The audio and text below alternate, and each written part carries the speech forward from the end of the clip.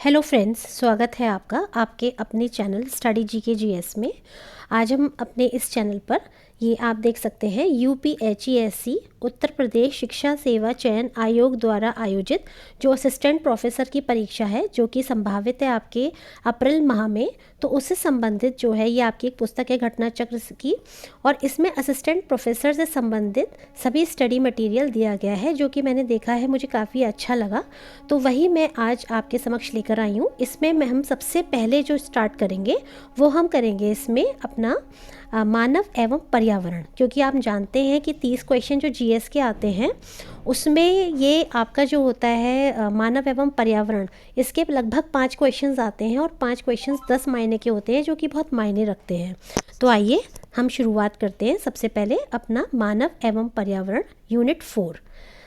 देखिए, इसमें जो भी कुछ इम्पोर्टेंट होगा मैं आपको बताती चली जाऊंगी। अभी इसमें जो भी बेसिक सा है उसे हम रीड आउट कर रहे हैं, पढ़ रहे हैं, बाकी मैं आपको बताती चली जाऊंगी जो भी इसमें कुछ इम्पोर्टेंट होगा।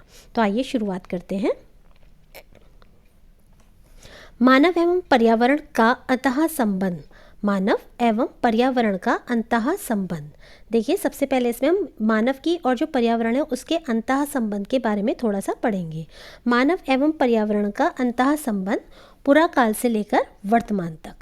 मानव की प्राकृतिक पर्यावरण के साथ द्विमुखी भूमिका होती है। कैसी होती है? द्विमुखी भूमिका। वह जैविक संगठक के रूप में भौतिक मानव की हैसियत से तथा सामाजिक, आर्थिक एवं प्रौद्योगिक मानव के रूप में पर्यावरण को प्रभावित करता है। अर्थात मानव दूसरे प्राणियों की अपेक्षा शारीरिक एवं मानसिक रूप से, साथ ही प्रौद्योगिक स्तर पर भी सर्वाधिक विकसित प्राणी है। देखिए, तो हम सभी जानते हैं कि इंसान जो है, जो मानव है, वो शारीरिक एवं मानसिक रूप से साथ ही टेक्नोलॉजिकल लेवल पर भी सबसे ज़्यादा विकसित प्राणी है। अतः वह पर्यावरण को वृहद स्तर पर परिवर्तित कर अपने अनुकूल बनाने में भी सामर्थ्यवान है ना। हम अपने हिसाब से अपने पर्यावरण को अनुकूल बनाने के लिए में भी सामर्थ्यवान है। अपने हिसाब से अपने पर्यावरण में चेंजेस कर सकते हैं। शुरू में मानव भौतिक पर्यावरण से अन्य जीवों के समान संसाधन प्राप्त करता था तथा पर्यावरणीय संसाधनों में अपना योगदान भी करता था।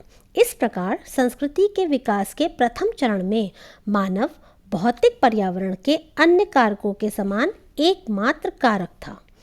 परंतु समाज तथा संस्कृति के विकास के साथ उसकी बुद्धि, उसका कौशल तथा उसकी प्रौद्योगिकी भी विकसित होती गई एवं पर्यावरण के साथ उसकी भूमिका तथा संबंध में भी उत्तरोत्तर परिवर्तन होता गया, है ना। जैसे जैसे हमारे मानव ने अपने समाज और संस्कृति का विकास हुआ, मानव की उसकी बुद्धि का भी विकास हुआ, उसी प्रकार से उसके कौशल और टेक्नोलॉजी भी विकसित होती चली गई और पर्यावरण के साथ जो उसकी भूमिका है और जो संबंध हैं वो भी चेंज होते चले गए। इस तरह मानव शुरू में प्रकृति का अंग तथा साझेदार था, वही आगे चलकर उसका स्वामी बन बैठा। पुरा काल में मानव तथा प्राकृतिक पर्यावरण के बीच संबंध काफ़ी संतुलित थे, लेकिन समय के साथ साथ मानव के व्यवहार में परिवर्तन आया जो उपभोक्तावाद को दर्शाता है। इसके कारण यह संबंध असंतुलित हो गए। देखिए, हम जानते हैं उपभोक्तावाद मतलब कंज्यूमरिज्म। इसमें क्या है कि जैसे मान लीजिए हमने अपना फ़ायदे के लिए या अपने हिसाब से कि हमने फैक्ट्रीज़ लगा दी या हमने बिल्डिंग्स बना ली, उन सब चीज़ों की वजह से क्या हुआ कि जैसे पोल्यूशन बढ़ रहा है, हम जानते हैं। तो इस तरह से जो पहले मानव और पर्यावरण जो एक बैलेंस में चलता था, अब वो धीरे धीरे डिसबैलेंस होने लग गया है, या हम बोल सकते हैं इम्बैलेंस हो गया है। तो आप देख सकते हैं अभी प्रदूषण बढ़ रहा है, जल प्रदूषण, वायु प्रदूषण, ध्वनि प्रदूषण, मृदा प्रदूषण आदि। आगे देखिए, प्रौद्योगिकी के विकास के साथ प्रारंभिक मानव अब भौतिक मानव के रूप में बदल चुका है। मानव अब पर्यावरण का कारक एवं पालक न होकर उसका विनाशक हो गया है। इसलिए यह आवश्यक हो गया है कि संपोषणीय पर्यावरण, संपोषणीय विकास, संपोषणीय अर्थव्यवस्था तथा संपोषणीय समाज के लक्ष्य की प्राप्ति हेतु मानव पर्यावरण संबंध को पुनः संतुलित किया जाए। इसी अवधारणा को बल देने हेतु यूएनओ द्वारा सतत विकास लक्ष्यों को विकसित किया गया। यूएन FCCC यानी UNFCCC की प्रक्रिया को गति देने की कोशिश की जा रही है।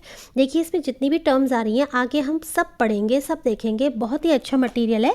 अभी ये स्टार्टिंग है तो आपको हो सकता है थोड़ा थ्योरेटिकल लग रहा है, लेकिन आप जैसे जैसे पढ़ेंगे तो आप खुद कहेंगे बहुत अच्छा मटेरियल है। आगे देखते हैं। देखिए परीक्षा की दृष्टि से इम्पॉर्टेंट पॉइंट्स इन्होंने कुछ दिए हुए हैं। आइए जानते हैं। जैविक संघटकों को क्रमशः 2 वर्गों में विभक्त किया जा सकता है। कौन कौन से हैं? एक तो है स्वपोषित, दूसरा है परपोषित। देखिए एक होते हैं जैविक घटक, एक होते हैं अजैविक घटक, है ना। हमें पता है जैविक माने जिनके अंदर जान होती है, अजैविक भौतिक घटक।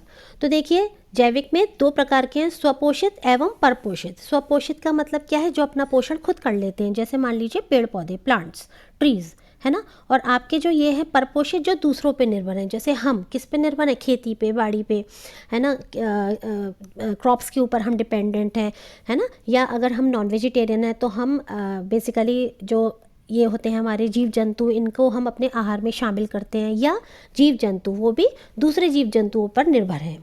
आगे देखिए, जो अपना भोजन स्वयं बनाते हैं वे पौधे आते हैं स्वपोषित वर्ग के अंतर्गत। उन जीवों को सम्मिलित किया जाता है जो स्वपोषित जीवों द्वारा निर्मित जैविक पदार्थों पर अपना भोजन के लिए निर्भर रहते हैं।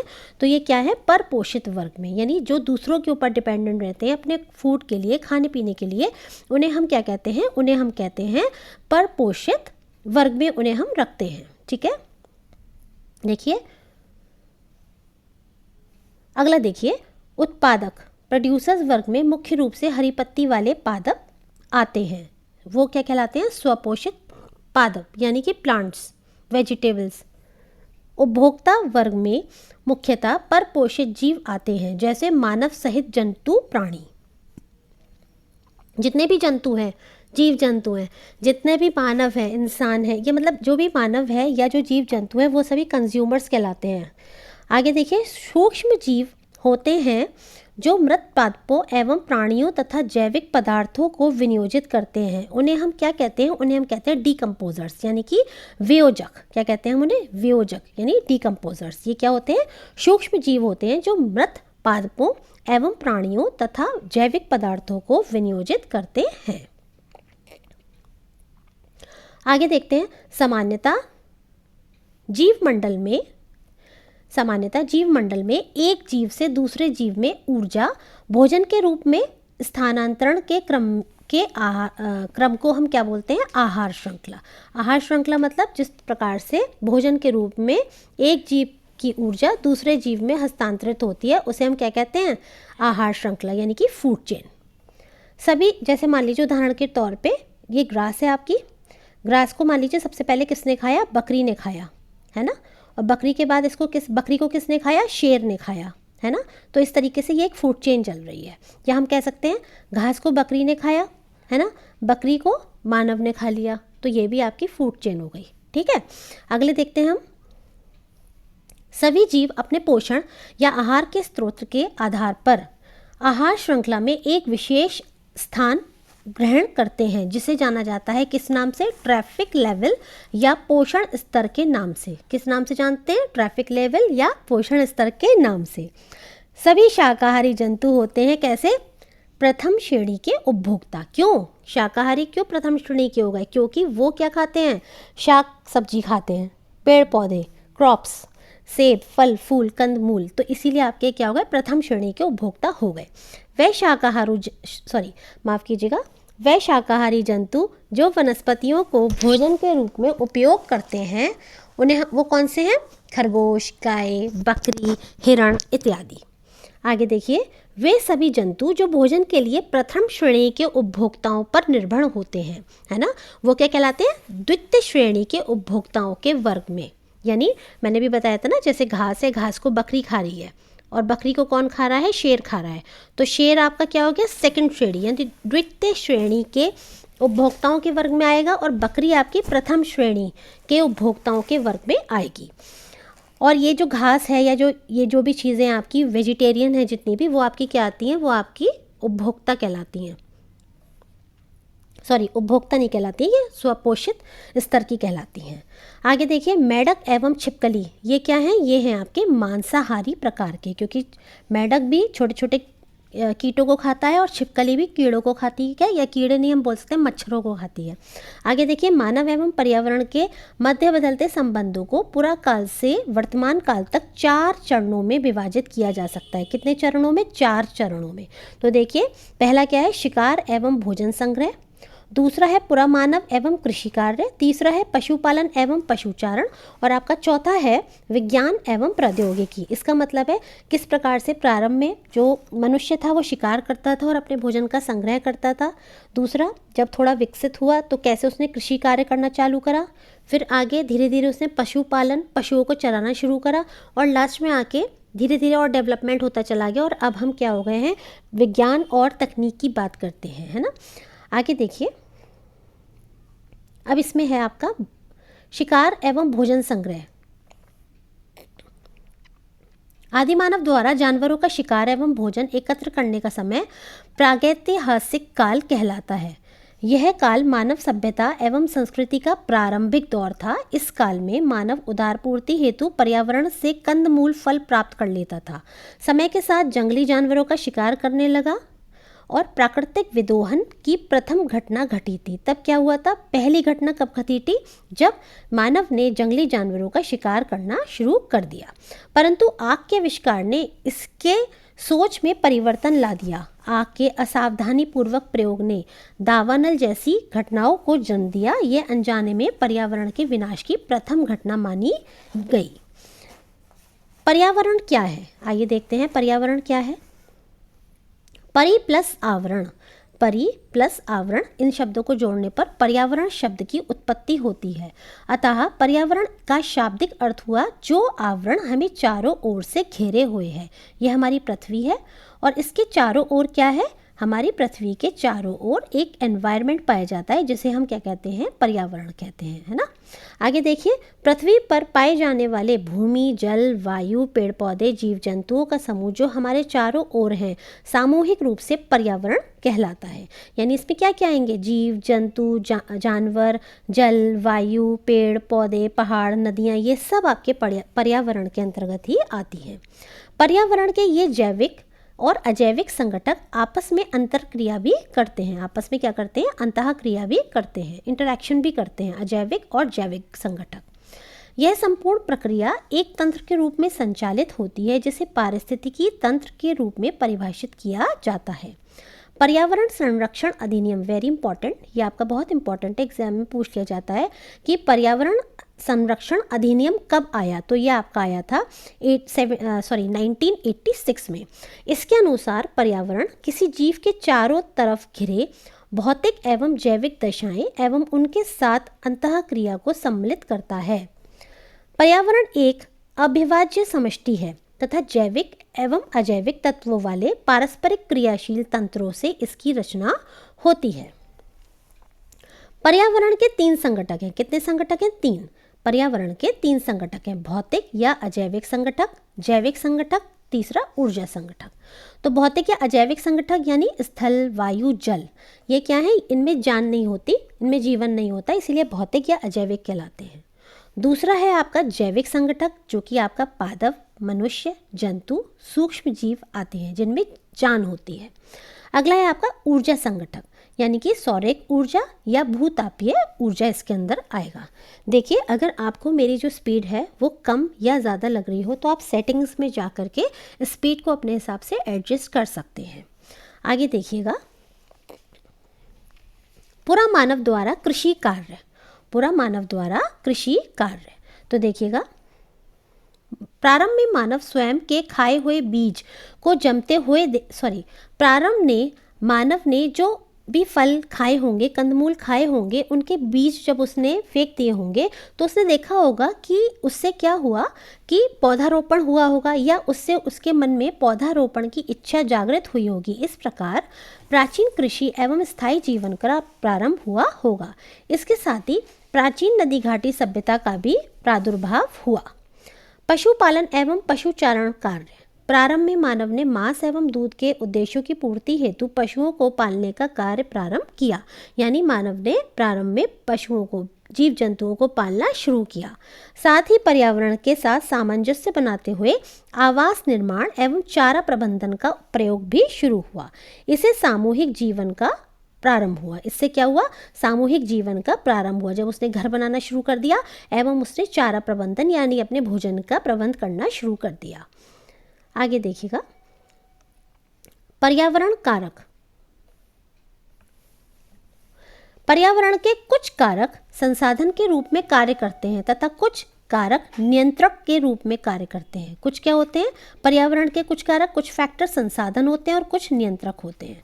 वह तंत्र जिसमें समस्त जीवधारी आपस में एक दूसरे के साथ पर्यावरण के उन भौतिक एवं रासायनिक कारकों के साथ परस्पर क्रिया करते हैं जिनमें वे निवास करते हैं, तो वो क्या कहलाता है? आपका पारितंत्र। पारितंत्र का क्या मतलब है? पारितंत्र का मतलब है कि एक ऐसा तंत्र जिसमें जितने भी जीवधारी हैं, जीव जंतु मनुष्य, ये सब एक दूसरे के साथ पर्यावरण के भौतिक एवं रासायनिक कारकों के साथ क्या करते हैं? परस्पर क्रिया करते हैं और ये उसी पारितंत्र में निवास भी करते हैं। आगे देखिए, पर्यावरण विज्ञान निश्चित रूप से जीव विज्ञान से संबंधित है। डेफिनेटली जीव विज्ञान में हम क्या पढ़ते हैं? जीव जंतुओं के बारे में ही हम पढ़ते हैं, उसमें अध्ययन करते हैं, और पर्यावरण विज्ञान भी निश्चित रूप से इसी से संबंधित है। ठीक है, और साथ ही पारिस्थितिकी केंद्रित रूप से पर्यावरण विज्ञान से जुड़ी हुई है। पर्यावरण जीवमंडल पारिस्थितिक तंत्र की संरचना दो घटकों जीवों यानी पादप प्राणी एवं आवास यानी भौतिक पर्यावरण से मिलकर बनी है। इन्हें क्रमशः जैविक एवं अजैविक घटक भी कहते हैं। आगे देखिए, प्रारंभ से 18वीं शताब्दी के उत्तरार्ध तक मानव ने जो भी बदलाव पर्यावरण में किया था, प्रारंभ से 18वीं शताब्दी के उत्तरार्ध तक मानव ने जो भी बदलाव पर्यावरण में किया था, वह पर्यावरण पर नकारात्मक प्रभाव डालने वाला नहीं था। शुरुआत में जो करा, इस दौरान मानव प्राकृतिक संसाधनों को स्वयं के अनुरूप बनाने में समर्थ हो गया, लेकिन प्रकृति की सर्वोच्चता बनी हुई थी। विज्ञान एवं प्रौद्योगिकी विकास। देखिए यहाँ पर ये कह रहे हैं, पहले जो भी मानव ने इम्पैक्ट डाला एनवायरनमेंट के ऊपर, उससे हमारा जो एनवायरनमेंट था उस पर नेगेटिव इम्पैक्ट नहीं पड़ा, लेकिन आजकल पड़ रहा है। जैसे हम नई नई फैक्ट्रीज लगा रहे हैं, या हम कुछ भी ऐसा काम कर रहे हैं, खनन कर रहे हैं, या हम मोटर व्हीकल्स या वाहनों का प्रयोग कर रहे हैं, तो उनसे क्या हो रहा है? धुआं निकल रहा है जो कि वायु प्रदूषण फैला रहा है। या हम बड़े जैसे जेट विमान उड़ा रहे हैं, या हम कोई भी ऐसा ज़ोर से लाउड स्पीकर बजा रहे हैं, तो उससे क्या है? ध्वनि प्रदूषण हो रहा है। तो इन सबसे पर्यावरण पर नकारात्मक प्रभाव पड़ता है। आगे देखिए, विज्ञान एवं प्रौद्योगिकी विकास। औद्योगिकी क्रांति एवं विज्ञान तथा तकनीकी विकास ने मानव पर्यावरण संबंधों की दिशा तय करने में बहुत महत्वपूर्ण भूमिका निभाई है। जैसे औजारों का निर्माण, आग का आविष्कार एवं पहिए का आविष्कार। आगे देखिए, ऑस्ट्रेलोपिथेकस मानव ने औजारों का निर्माण प्रारंभ किया। यानी जिन लोगों ने हम पहले समय की बात कर रहे हैं, जब औजारों का निर्माण शुरू हुआ था, तो जिन लोगों ने शुरू करा था उसको हम कहते हैं ऑस्ट्रेलोपिथेकस। कुल्हाड़ी होमो इरेक्टस ने बनाई थी। पुरा मानव द्वारा बनाए गए औजार नवपाषाण युग के परिचायक थे। आग और पहिए के आविष्कार ने मानव जीवन में युगांतकारी परिवर्तन लाकर उसके जीवन को सुगम बनाने में सहायता की।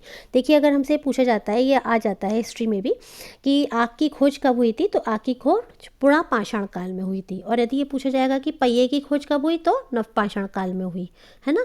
और पहला जो ऐसा जीव जंतु जिसको मानव ने पाला था, तो कौन सा था? वो था आपका कुत्ता। आगे देखिए, औद्योगिक क्रांति की शुरुआत 18वीं शताब्दी के उत्तरार्ध में हुई। इस दौरान प्राकृतिक संसाधनों का विवेकपूर्ण दोहन प्रारंभ हुआ। मानव पर्यावरण संबंधों में कटुता आई एवं मानव ने नगरीकरण तथा विलासितापूर्ण जीवन की पूर्ति हेतु पर्यावरण की अपूर्णीय क्षति की। यह मानव के अविवेकपूर्ण कार्यों का परिणाम है कि वह आज खुद की बनाई हुई कब्र पर ही खड़ा हुआ है। आज क्या है, हमने इतना पोल्यूशन फैला दिया है, इतना अपने एनवायरनमेंट को डिग्रेड कर दिया है कि आज हम उससे खुद ही पीड़ित हो रहे हैं। हमें विभिन्न प्रकार के रोग हो रहे हैं, जैसे हमें कैंसर हो रहे हैं, या हमें मान लीजिए कैंसर की बीमारी हो रही है, या हमारे को अस्थमा हो रहा है लोगों को, या और भी अन्य प्रकार की बीमारियां हैं जिससे मानव पीड़ित हो रहा है।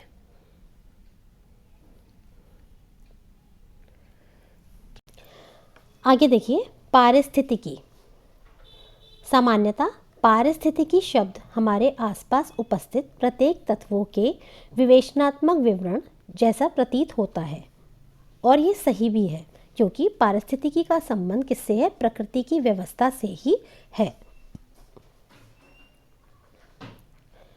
आगे देखिए, पारिस्थितिकी को परिभाषित करते हुए कहा जा सकता है कि ये वह विज्ञान है जो एक तरफ सभी जीवों तथा उनके भौतिक परिवेश का अध्ययन करता है, वहीं दूसरी ओर ये विभिन्न जीवों में अभिक्रियाशीलता एवं अंतर संबंधों का अध्ययन करता है। मीन्स ये सभी जीवों में अभिक्रियाशीलता और उनके अंतः संबंधों का अध्ययन भी करता है। तो इसे हम क्या कहते हैं? पारिस्थितिकी। इस प्रकार पारिस्थितिकी किसी जीव के वातावरणीय आवास तथा उसे प्रभावित करने वाले कारकों एवं उन कारकों से जीव के संबंध का अध्ययन करता है। पारिस्थितिकी के संबंध में हुए शोधों को गति देने वालों में प्रमुख भूमिका किसकी है? डार्विन की। जब उन्होंने प्रजातियों के उद्भव की संकल्पना का प्रतिपादन किया था। ठीक है, प्रजातियां जो हैं ये कैसे उद्भव होती हैं, ये सिद्धांत किसने दिया था? ये डार्विन ने दिया था। आगे देखिए, पारिस्थितिकी के क्षेत्र में के फ्रेडरिक तथा फ्रेसर डार्लिंग का भी कार्य बहुत महत्वपूर्ण है। किसका? के फ्रेडरिक एवं फ्रेसर डार्लिंग। आगे देखिए, के फ्रेडरिक ने वर्ष 1958 में पारिस्थितिकी के संबंध में कहा कि यह समस्त सदस्यों के रूप में जीवधारियों का एक विज्ञान है। पारिस्थितिकी ने अपने अध्ययन क्षेत्र में प्रकृति पर मानवीय प्रभाव को शामिल किया, जबकि पर्यावरण अध्ययन में भी अपने क्षेत्र विषय को इन्हीं बिंदुओं के आसपास रखा। अब आगे देखिएगा, जीवमंडलीय पारिस्थितिकी तंत्र के बारे में हम देखेंगे। इसमें क्या क्या आता है? स्थलीय बायोम तंत्र और जलीय बायोम तंत्र। स्थलीय बायोम तंत्र में क्या क्या आएगा? स्थलीय यानी ज़मीन की बात हो रही है, और जलीय जल की। तो देखिए, इसमें आएंगे आपके पादप तंत्र, जंतु तंत्र, मृदा तंत्र। क्या क्या पाया जाता है स्थल पे। अब जल की बात करेंगे तो इसमें आपके क्या है? पादप तंत्र, सेम ऐसे ही एज इट इज़। नेक्स्ट है आपका जंतु तंत्र, same as it is, but यहाँ पे जो थर्ड पॉइंट है ये नहीं है। मृदा तंत्र यहाँ नहीं पाया जाता है। यहाँ क्या होता है? पोषक तत्व तंत्र, क्योंकि मृदा वहाँ नहीं पाई जाती है जलीय बायोम तंत्र में। तो क्या होगा? पोषक तत्व तंत्र। आगे देखिए, ये देखिए, ये आप देख सकते हैं, ये हमारा वायुमंडल दिखाया है इन्होंने। ये आपका स्थल मंडल है, ये जलमंडल है ना। कितने प्रकार के होते हैं? 4 प्रकार के मंडल होते हैं, वायुमंडल, जलमंडल, स्थल मंडल और जैव मंडल या जीव मंडल। तो आप देखिए, ये आपका स्थलीय बायोम दिखाया है इन्होंने, यहाँ पे आपका जलीय बायोम दिखाया है।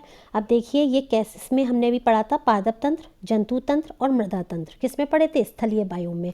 अब देखिए, इसमें आपका ऐसे क्वेश्चन फॉर्म हो सकता है कि स्थलीय बायोम में कौन सा नहीं है। तो पादप तंत्र, जंतु तंत्र, मृदा तंत्र एवं पोषक तंत्र। तो आपको पता है ये तीनों तो हैं, लेकिन जो पोषक तत्व है वो किसका है? वो आपका जलीय वायुम का है। तो यही उत्तर आपका करेक्ट हो जाएगा, क्योंकि इसमें पूछा था नहीं है। आगे देखिए, जलीय वायुम, इसमें क्या आएगा आपका? सेम एज इट इज़, पादप तंत्र, जंतु तंत्र, और दूसरा ये जो चेंज्ड है कौन सा है? पोषक तत्व। ठीक है, तो इस तरह से देखिए ये भी आपस में कैसे एक दूसरे से रिलेटेड रहते हैं, ये इसमें दिखाया गया है। आगे देखिए, जीवमंडल के उपतंत्र, संगठक एवं उनके अंतर संबंध। जीवमंडल के उपतंत्र, संगठक एवं उनके अंतर संबंध। ऊर्जा एवं पदार्थों के गमन को तीरों द्वारा दिखाया गया है। अब ये हमने ऊपर देख लिया, अब हम नेक्स्ट चलते हैं। इतना हमें डिटेलिंग नहीं करनी है, क्योंकि इसमें अगर प्रश्न आएगा तो जैसे मैंने आपको भी ऊपर बताया था वही आएगा कि जलीय बायोम में क्या है, या मान लीजिए स्थलीय बायोम में क्या है। नेक्स्ट देखिए, प्राकृतिक पर्यावरण के प्रति जन जागरूकता का ही परिणाम था कि ऑस्ट्रेलिया की सरकार द्वारा पर्यावरण संरक्षण के लिए ग्रीन आर्मी की संकल्पना की गई। तो अब ये प्रश्न जैसे आ सकता है, ग्रीन आर्मी की संकल्पना किस देश के द्वारा की गई? तो आपको पता होना चाहिए इसका उत्तर। ये ऑस्ट्रेलिया देश है। पर्यावरण के प्रति आम जनमानस के बीच जागरूकता बढ़ाने के लिए ये देखिए इंपॉर्टेंट है आपका, 5 जून को प्रतिवर्ष हम क्या मनाते हैं, विश्व पर्यावरण दिवस मनाते हैं। क्या बनाते हैं, विश्व पर्यावरण दिवस मनाते हैं। बताइए इस बार के 2024 को जो हमने विश्व पर्यावरण दिवस बनाया था उसकी थीम क्या थी। मुझे आप ये कमेंट करके अभी कमेंट बॉक्स में बताइएगा यदि पता है आपको, वरना ये आगे हम सब पढ़ने वाले हैं। आगे देखिए, पर्यावरणीय शिक्षा विद्यालयों एवं महाविद्यालयों में एक विषय के रूप में seminar, conference, mass media, radio, TV, magazine, विज्ञान केंद्रों की स्थापना एवं युवाओं को शामिल करके जन जागरूकता को फैलाया जा रहा है। क्यों? क्योंकि हमारा जो एनवायरनमेंट है, ये जो डिग्रेड हो रहा है, इसको हम जो है फिर से बेटर बना सकें, बेहतर बना सकें, और इसमें जो भी डिग्रेडेशन हो रहा है उसको हम कम से कम कर सकें। आगे देखिए,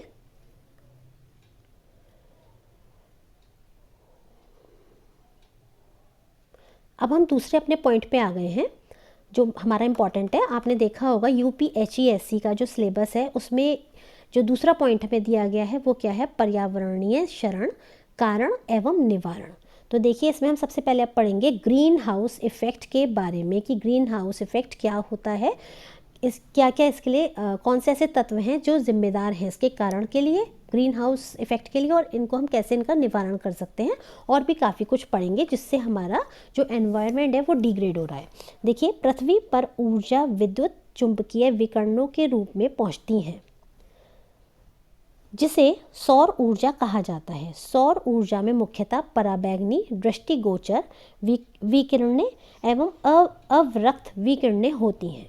अब देखिए, ये सौर ऊर्जा आप जानते हैं ना, सूरज से आने वाली जो ऊर्जा है इसको ही हम सौर ऊर्जा बोलते हैं। क्या आप बता सकते हैं कितने प्रकार की किरणें जो हैं सूरज से निकलती हैं?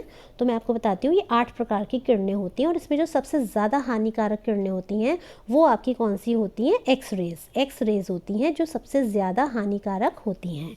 इन सभी किरणों से पराबैंगनी किरणें हैं आपकी, या जो गामा रेज हैं, या ये जो आपकी एक्स रेज हैं, इन सभी से बहुत हानिकारक प्रभाव पड़ते हैं जीव जंतुओं पे, मानव के ऊपर, और विभिन्न प्रकार के रोग भी उत्पन्न हो जाते हैं। आगे देखिए, इनमें से नुकसानदायक पराबैंगनी विकिरणें अधिकतर ओजोन मंडल में अवशोषित हो जाती हैं, जबकि दृष्टिगोचर एवं अवरक्त विकिरणें पृथ्वी पर ऊष्मीय विकिरणों के रूप में पहुंचती हैं। देखिए, ये हमारी पृथ्वी है और ये मान लीजिए सूरज है, इससे किरणें निकल रही हैं। इससे जो पराबैंगनी किरणें निकलती हैं वो ह्यूमंस के लिए बहुत ज़्यादा हानिकारक होती हैं। हम जानते हैं हमारी पृथ्वी का जो पर्यावरण है इसमें 5 प्रकार के लेयर्स होती हैं। मैं आपको यहाँ शॉर्ट में बता रही हूँ, 5 लेयर्स हैं, और इन लेयर्स का क्या क्या नाम है। पहली जो आपकी लेयर्स है उसे हम क्या कहते हैं, उसे हम कहते हैं ट्रोपोस्फेयर। सेकेंड जो हमारी होती है वो आपकी स्ट्रेटोस्फेयर, अगली होती है मेसोस्फेयर, देन होती है आइनोस्फेयर, और उससे ऊपर हमारी कौन सी होती है, वो होती है एक्सोस्फेयर। ये मैं अभी आपको वैसे ही बता रही हूँ, या आगे हम सब देखेंगे। तो फिलहाल हमारी जो ओजोन मंडल है, या जो ओजोन परत है, किस में पाई जाती है, संताप मंडल में, यानी कि स्ट्रेटोस्फेयर में ये पाई जाती है ओजोन लेयर, और यही हमारी जो सूरज से पराबैंगनी किरणें आती हैं उनको आने से ये रोकती है। आगे देखिए, ग्रीन हाउस इफेक्ट। अब इसमें क्या है, ग्रीन हाउस इफेक्ट, इसका अन्य नाम क्या है, भूमंडलीय तापन या हरित गृह प्रभाव। भूमंडलीय तापन या हरित गृह प्रभाव, इसकी परिभाषा क्या है, वायुमंडल में ऊष्मारोधी गैसों की मात्रा में वृद्धि होना ही आपका ग्रीन हाउस इफेक्ट कहलाता है। इससे क्या होता है, जो वायुमंडल का आपका औसत ताप होता है उसमें वृद्धि हो जाती है, और जैसे जैसे आपका जो एवरेज टेम्परेचर है वो बढ़ता जाएगा तो क्या होगा, ग्लोबल वार्मिंग होती चली जाएगी। आगे देखिए, एक प्राकृतिक प्रक्रिया है ये। ग्रीन हाउस गैस की संकल्पना किसने की थी, तो ये आपकी की थी, वेरी इंपॉर्टेंट, जोसेफ फोरियर ने। किसने की थी, जोसेफ फोरियर ने आपकी ग्रीन हाउस गैसेस की परिकल्पना की थी, और कब की थी, 1824 में की थी। यदि आप चाहें तो आप एक छोटा सा पतला सा रजिस्टर बना लीजिए, और जो भी मैं इंपॉर्टेंट पॉइंट्स बोल रही हूँ आप सारा ना लिख के वही पॉइंट्स को आप चाहें तो कॉपी भी कर सकते हैं। प्रमुख गैसें कौन सी हैं ग्रीन हाउस गैसेस में? तो ये हैं आपकी carbon dioxide. Carbon dioxide gas जो है ये सबसे ज़्यादा हानिकारक गैस है, जो कि ग्रीन हाउस गैस का एक मुख्य तत्व है, मुख्य या प्रमुख गैस है। कौन सी? कार्बन डाइऑक्साइड, जिसको हम बोलते हैं CO2, है ना। और ये जो ग्रीन हाउस गैस है इसकी जो संकल्पना थी किसने दी? जोसेफ फोरियर ने 1824 में दी थी। यह क्या करती है वाली गैस? CO2 विश्वव्यापी ताप वृद्धि का मुख्य कारण है। और इसके अलावा देखिए आप, इससे क्या होता है? मीथेन में वृद्धि हो जाती है और नाइट्रस ऑक्साइड, है ना। तो मीथेन में और वृद्धि होती है और नाइट्रस ऑक्साइड में वृद्धि होती है, यानी कि मीथेन, नाइट्रस ऑक्साइड और CO2 ये तीनों ही गैसें क्या करती हैं? आपकी ग्रीन हाउस गैसेस हैं ये, ठीक है।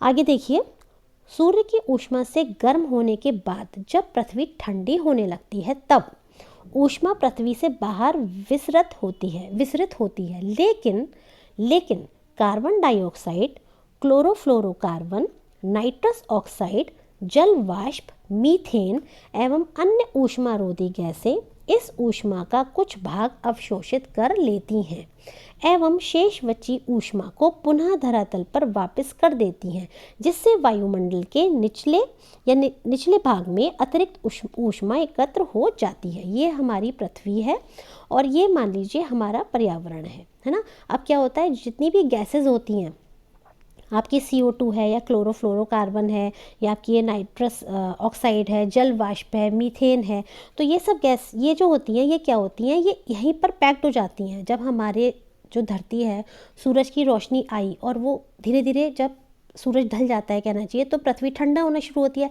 लेकिन ये जो गैसेस हैं ये वापस नहीं जाती हैं, ये यहीं पे चारों तरफ इसके एक आवरण बना लेती हैं हमारी पृथ्वी के, और उससे हमारा जो टेम्परेचर है अर्थ का वो क्या होता है? वो धीरे धीरे बढ़ने लग जाता है समय के साथ साथ। तो यही आपका ग्रीन हाउस गैस इफेक्ट है।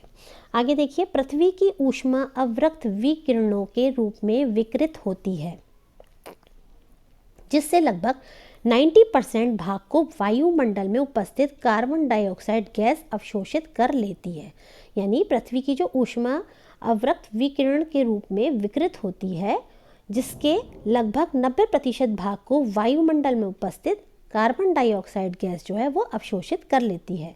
विगत कुछ वर्षों में मतलब जो भी ऊष्मा है वो कौन इसको होल्ड कर लेता है? CO2 होल्ड कर लेती है, और इससे हमारा जो पर्यावरण है वो गर्म बना रहता है और इसी से ग्लोबल वार्मिंग होती है।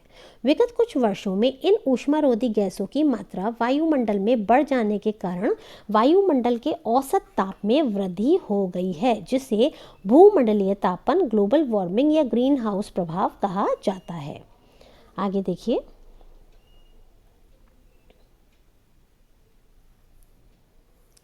परीक्षा की दृष्टि से महत्वपूर्ण तथ्य कौन कौन से हैं? आइए देखते हैं। क्योटो प्रोटोकॉल किससे संबंधित है? ये आपके जलवायु परिवर्तन से संबंधित है। क्या आप बता सकते हैं कहाँ हुआ था? बताइए। ये आपका हुआ था जापान में। ये कहाँ हुआ था? आपका जापान में हुआ था क्योटो प्रोटोकॉल। अगला है बायोगैस। बायोगैस के मुख्य घटक कौन कौन से हैं? मीथेन और कार्बन डाइऑक्साइड। मीथेन और कार्बन डाइऑक्साइड, CO2 अभी मैंने आपको बताया था, ये बहुत हद तक जो है कहना चाहिए जिम्मेदार है ग्लोबल वार्मिंग के लिए। और आपकी मीथेन, क्या आप बता सकते हैं मीथेन कहाँ पर किस तरह के खेत से आपको मीथेन गैस निकलती है? तो देखिए, धान के खेत से निकलती है। इसके अलावा जो पशु जुगाली करते हैं उनसे भी मीथेन गैस निकलती है। आगे देखिए, प्रत्येक बालक के लिए एक पेड़, यह नारा गढ़ा गया था पर्यावरण सुरक्षा कार्यक्रम से, पर्यावरण सुरक्षा कार्यक्रम में। आगे देखिए, प्राकृतिक प्रकोप संपत्ति और जीवन को अधिकतम नुकसान पहुंचाता है ना। प्राकृतिक प्रकोप जब आता है, जैसे बाढ़, सुनामी, सूखा, ये सब क्या होता है? संपत्ति और जीवन सबसे ज़्यादा इससे आहत होते हैं, नुकसान पहुंचता है। तो ऐसा कौन सा फैक्टर है जो सबसे ज़्यादा नुकसान करता है? देखिए, तो ये आपका बाढ़ है ना। बाढ़ से सबसे ज़्यादा हानि होती है, जनधन हानि। जल मौसमी प्रकोप, इसका अन्य जल से संबंधित है, बाढ़ को या जल मौसमी प्रकोप। मान लीजिए आ जाए वायु मौसमी प्रकोप, जल मौसमी प्रकोप, दोनों या दोनों में से कोई नहीं, तो आपका ये ऑप्शन बनेगा। मीथेन गैस का मुख्य स्रोत है आर्द्रस्थल यानी कि वेटलैंड्स और धान का खेत, मैंने आपको भी ऊपर भी बताया था धान का खेत, और आर्द्र स्थल यानी वेटलैंड्स। अच्छा बताइए, आर्द्र स्थल जो है ये हम कब से बनाना हमने शुरू करा है? 1987 से हमने बनाना शुरू किया है। आगे देखिए, ईंधन बैटरी चालित वाहन में ऊर्जा प्राप्त होती है। किससे? जो ईंधन बैटरी चालित वाहन में ऊर्जा कहाँ से आती है? ये आती है आपके हाइड्रोजन के दहन से। और हाइड्रोजन जो है इससे कोई पोल्यूशन क्रिएट नहीं होता है। वर्तमान में राष्ट्रीय आपदा प्रबंधन प्राधिकरण के अध्यक्ष कौन है? प्रधानमंत्री श्री नरेंद्र मोदी जी राष्ट्रीय आपदा प्रबंधन प्राधिकरण के अध्यक्ष हैं। ग्रीन हाउस गैसों में वायुमंडल में लघुत्तम समय तक ठहर पाती है कौन सी गैस? मीथेन। मीथेन गैस जो है वो सबसे कम समय तक वायुमंडल में ठहर पाती है। नागोया उपसंधि या नागोया प्रोटोकॉल, ये किससे रिलेटेड है? जैव विविधता से। ये सभी पॉइंट बहुत ज़्यादा इंपॉर्टेंट है, इनको आप ज़रूर पढ़ लीजिएगा। ये आपकी नागोया उपसंधि किससे संबंधित है? जैव विविधता से। सबसे अधिक कज्जल या कालिक किससे निकलता है? तो ये तापीय शक्ति संयंत्र से, थर्मल पावर के जो आपके जितने भी संयंत्र होते हैं या प्लांट्स होते हैं वहाँ से आपका सबसे अधिक कालिक निकलती है। सतही ओजोन उत्पन्न होती है परिवहन क्षेत्र से।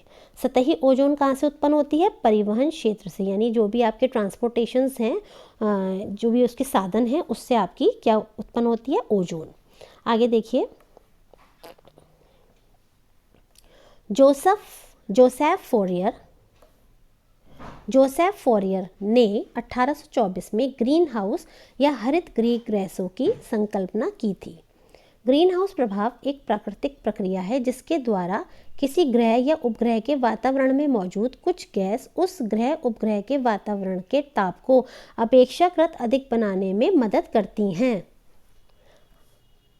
विश्वव्यापी ताप वृद्धि के पीछे मुख्य रूप से कार्बन डाइऑक्साइड गैस है। मैंने भी आपको बताया था जो वर्ल्ड में हमारा ग्लोबल वार्मिंग बढ़ रही है, जिसकी वजह से आप देखिए जो हमारा टेम्परेचर है, या हम बोल सकते हैं जो हमारा एक तरह से जो आजकल ये चल रहा है कि जब गर्मी पड़नी चाहिए तो गर्मी उतनी नहीं पड़ रही, जब ठंड पड़नी चाहिए तो ठंड भी उतनी नहीं पड़ रही है। बेमौसम मतलब मौसमी परिवर्तन हो रहे हैं, जलवायु में परिवर्तन हो रहा है ना, जब जो होना चाहिए वो तब नहीं हो रहा है। तो इसका जो मुख्य कारण है वो क्या है आपका? ये है आपका ग्लोबल वार्मिंग। और ग्लोबल वार्मिंग का मुख्य कारण क्या है? Carbon dioxide gas. साथ में और कौन सी दो गैसें मैंने आपको बताई थी? एक मीथेन और बताई थी, और दूसरी कौन सी बताई थी? बताइए, अगर आपको ध्यान है तो कमेंट बॉक्स में मुझे लिखिए। जिसे ग्रीन हाउस कहा जाता है मीथेन, आगे देखिए, मीथेन और नाइट्रस ऑक्साइड। मीथेन और नाइट्रस ऑक्साइड ये तीनों ही मिलके क्या बनाती हैं? ये आपकी तीनों मिलके ग्रीन हाउस गैसेस बनाती हैं। आगे देखिए, ये सभी गैसें वातावरण की ऊष्मा को सोख लेती हैं। यह ठीक उसी प्रकार होता है जैसे ग्रीन हाउस में ग्लास शीशा अपने अंदर समाहित गर्म वायु को बाहर निकलने नहीं देता। इसे ग्रीन हाउस गैस प्रभाव कहते हैं। इसका मतलब ये, मान लीजिए कोई घर है, उसमें हरे रंग के शीशे लग रहे हैं, तो जब उसमें गर्मी चली जाएगी तो क्या होगा? वो शीशों की वजह से एक तरह से वो गर्म हो जाएगा बहुत ज़्यादा, और जो हवा है निकल नहीं पाएगी, तो वो जो अंदर का वातावरण गर्म बन गया वो बन ही जाएगा। आप इसको ऐसे भी समझ सकते हैं, जैसे हम देखिए अपनी कार कभी धूप में खड़ी कर देते हैं तो क्या होता है? जब हम कार धूप में खड़ी कर देते हैं, कुछ समय बाद हम जाते हैं तो कार हमारी अंदर से बहुत ज़्यादा गर्म हो जाती है, बहुत भपका सा हो जाता है। तो वो ऐसी क्यों हो जाती है जबकि बाहर का वातावरण इतना गर्म नहीं होता है? क्योंकि जितनी गर्माई, जितनी ऊष्मा उस कार में प्रवेश कर गई तो वो बाहर नहीं निकल पा रही, बिकॉज गाड़ी में शीशे लगे हुए हैं। तो इसी तरह से हमारा ग्रीन हाउस इफेक्ट है जो कि हमारी पृथ्वी के ऊपर इम्पैक्ट डालता है। आगे देखिए, ग्रीन हाउस प्रभाव में वायुमंडलीय गैसें मुख्यतः कार्बन डाइऑक्साइड द्वारा अवरक्त विकिरणों को अवशोषित कर लिए जाने से वायुमंडल का तापमान बढ़ता है। ये मैं आपको बता चुकी हूँ, ये बार बार एक ही पॉइंट कई तरह से रिपीट हो रहा है कि CO2 की वजह से आपकी जो वायुमंडल का तापमान है वो इंक्रीज होता है। पृथ्वी के वायुमंडल में पाई जाने वाली प्रमुख ग्रीन हाउस गैसेज हैं जलवाष्प, carbon dioxide, methane, nitrous oxide तथा क्लोरोफ्लोरोकार्बन। तो ये कौन कौन सी ग्रीन हाउस गैसेस पाई जाती हैं? जलवाष्प, CO2, मीथेन, नाइट्रस ऑक्साइड तथा क्लोरोफ्लोरोकार्बन। और इसका बहुत ही ज़्यादा महत्वपूर्ण रोल है जलवाष्प का भी। कार्बन टेट्राफ्लोराइड तथा नाइट्रस ऑक्साइड N2O भी ग्रीन हाउस गैसें हैं, परंतु इनका योगदान अन्य गैसों की अपेक्षा बहुत कम है। ठीक है, नाइट्रस ऑक्साइड और कार्बन टेट्राफ्लोराइड ये भी आपकी ग्रीन हाउस गैसेस हैं, बट ये कंपैरेटिवली इनका इतना रेशियो नहीं है जितना कि इन सब गैसेस का है।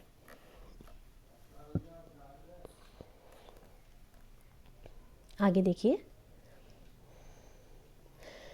ग्रीन हाउस गैसेस में सबसे ज़्यादा जो योगदान देती हैं, अब हम जानते हैं, बहुत इंपॉर्टेंट है, ग्रीन हाउस गैसेस में सर्वाधिक योगदान। देखिए इसमें भी ऐसे प्रश्न बन सकता है कि कौन सी गैस है जो सेकंड नंबर पे आपके ग्रीन हाउस गैस में मतलब इम्पॉर्टेंट रोल प्ले करती है, तो वो है आपकी कार्बन डाइऑक्साइड, जो कि 9 से 26% है, ये आपकी सेकंड नंबर पे है। लेकिन यदि फर्स्ट पे पूछेंगे तो कौन सी है? जल वाष्प का जो प्रतिशत है वो है आपका 36 से 72%। उसके बाद आपकी मीथेन है 4 से 9% तथा लास्ट है आपका ओजोन 3 से 7%। आगे तो यानी कि फर्स्ट नंबर पे कौन सा हो गया? आपका जल वाष्प हो गया। हाइड्रोजन प्रकृति में द्विआवृत गैस के रूप में पाई जाती है, जो वायुमंडल की बाहरी परत की मुख्य संघटक है। आगे देखते हैं, हरित गृह प्रभाव एवं जलवायु परिवर्तन, यानी हरित गृह प्रभाव से कैसे जलवायु में परिवर्तन हो रहा है। देखिए, ग्रीन हाउस गैस प्रत्यक्ष रूप से शामिल गैसेस में कौन सी हैं? तो देखिए ये हैं आपकी carbon dioxide, methane, nitrous oxide, CFC यानी क्लोरोफ्लोरोकार्बन, SF6 और NF3। अप्रत्यक्ष रूप से, यहाँ तो ये प्रत्यक्ष रूप से, और अप्रत्यक्ष रूप से कौन सी हैं? Nitrogen oxide, carbon monoxide, non methane volatile organic compounds तथा सल्फर डाइऑक्साइड। ठीक है, ये आपके इनडायरेक्टली जो है greenhouse effect, greenhouse gas में शामिल हैं, और डायरेक्टली आपकी carbon dioxide, methane, nitrous oxide, CFC, SF6 तथा NF3 हैं। आगे देखिए, ग्रीन हाउस प्रभाव का कारण। कार्बन डाइऑक्साइड गैस धरती पर जीवन के लिए हानिकारक और लाभदायक दोनों है। ये मैंने आपको कल भी बताया था कि ये ही एकमात्र ऐसी गैस है जो लाभदायक भी है, हानिकारक भी है। क्यों? क्योंकि लाभदायक किस रूप में है? पौधों के लिए। पौधे क्या करते हैं? इस गैस को लेते हैं और तभी तो वो ऑक्सीजन छोड़ते हैं जो कि हमारे पास आती है। अब देखिए, कार्बन डाइऑक्साइड पौधे ग्रहण कर प्रकाश संश्लेषण क्रिया द्वारा जीवनदायिनी ऑक्सीजन गैस की रचना करते हैं, जो हमारे जीवन के लिए लाभदायक है। वहीं यह भूमंडलीय तापन का मुख्य कारण भी है, जो हमारे लिए हानिकारक है। दोनों ही बातें आ गई। कैसे फायदेमंद है? डायरेक्टली नहीं है, इनडायरेक्टली है। Because the plants and trees they take carbon dioxide gas and then in return of that they gives out what? Oxygen.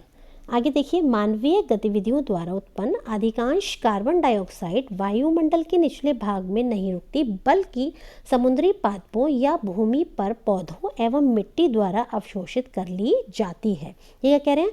मानवीय गतिविधियों द्वारा जो भी कार्बन डाइऑक्साइड गैस उत्पन्न होती है, पैदा होती है, वो वायुमंडल के निचले भाग में नहीं रुकती है, बल्कि वो कहाँ जाती है?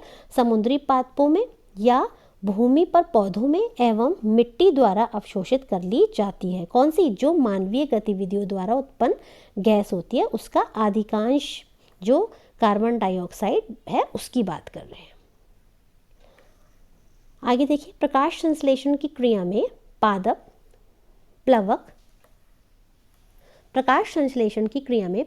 प्लवक कार्बन डाइऑक्साइड को ग्रहण कर उसे पादप सामग्री में परिवर्तित कर देते हैं, यानी फिप्टोप्लैंक्टन।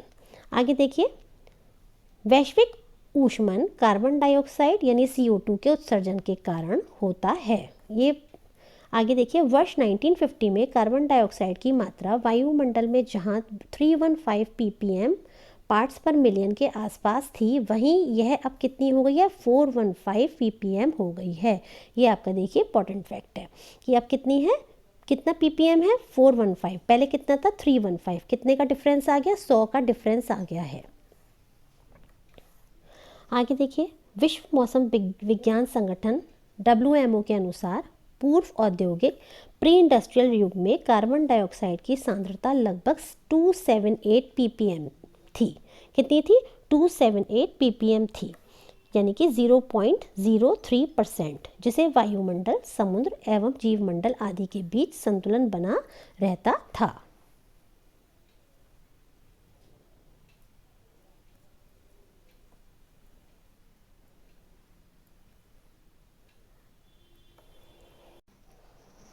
आगे देखिए, यदि कार्बन डाइऑक्साइड की मात्रा इसी तरह बढ़ती रही तो 21वीं सदी पूरी होने तक यह मात्रा करीब 650 से 950 ppm हो जाएगी और पृथ्वी का तापमान 6 डिग्री सेंटीग्रेड बढ़ जाएगा, जो कि बहुत ही ज़्यादा हार्मफुल है हर दृष्टि से, पर्यावरण की दृष्टि से, मानव के ऊपर, जीव जंतुओं के ऊपर, पेड़ पौधों के ऊपर, सभी के ऊपर। तो यदि इसी तरह से हम लोग कार्बन डाइऑक्साइड गैस की मात्रा को बढ़ाते रहे तो 650 से 950 ppm तथा तापमान 6 डिग्री सेंटीग्रेड बढ़ जाएगा। आगे देखिए,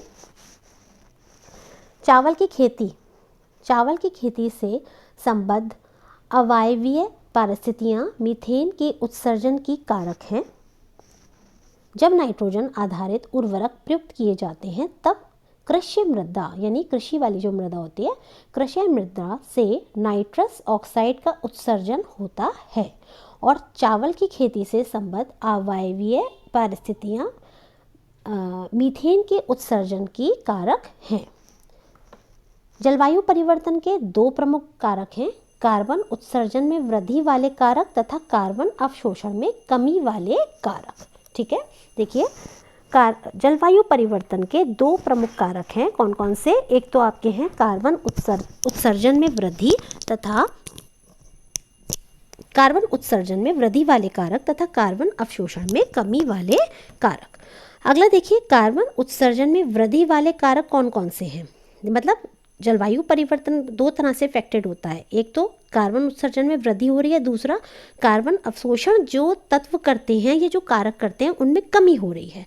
तो देखिए, आप कार्बन उत्सर्जन में वृद्धि वाले कारकों में जीवाश्म ईंधन का अत्यधिक प्रज्वलन, जैसे कोयला है ना, पेट्रोल, ये सब क्या है? जीवाश्म ईंधन है।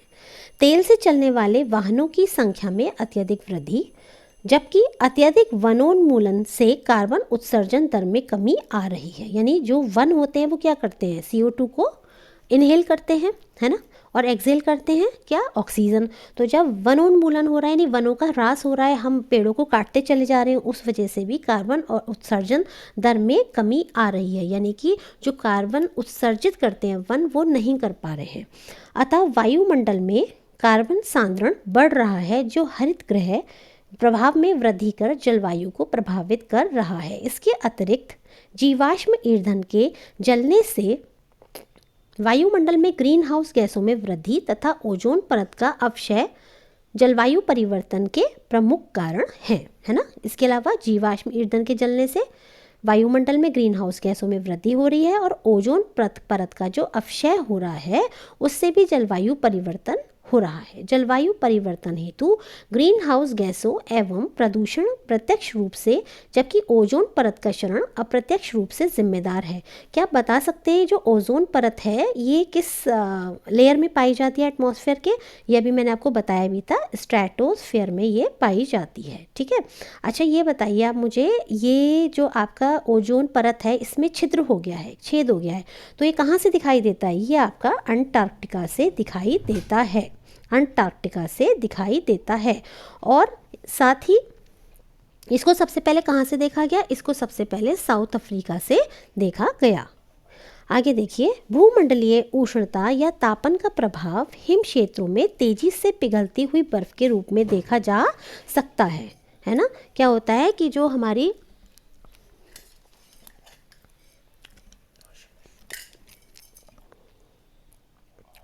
बर्फ होती है हिम क्षेत्रों में तेजी से पिघलने लगती है। किस लिए? भूमंडलीय उष्णता के कारण या तापन के कारण। मौसम में तेजी से परिवर्तन हो रहे हैं और सागर तट के समीपवर्ती क्षेत्र तेजी से डूब रहे हैं। जैसे मान लीजिए ये आपका कोई ज़मीनी टुकड़ा है और यहाँ क्या है? जल है, मीन समुद्र है। तो जब बर्फ़ पिघलेगी तो ये कहाँ जाएगी? बर्फ़ पिघल पिघल के पहाड़ों से जाएगी तो पानी के अंदर ही ना, और जब पानी बढ़ता चला जाएगा तो इसका लेवल बढ़ जाएगा।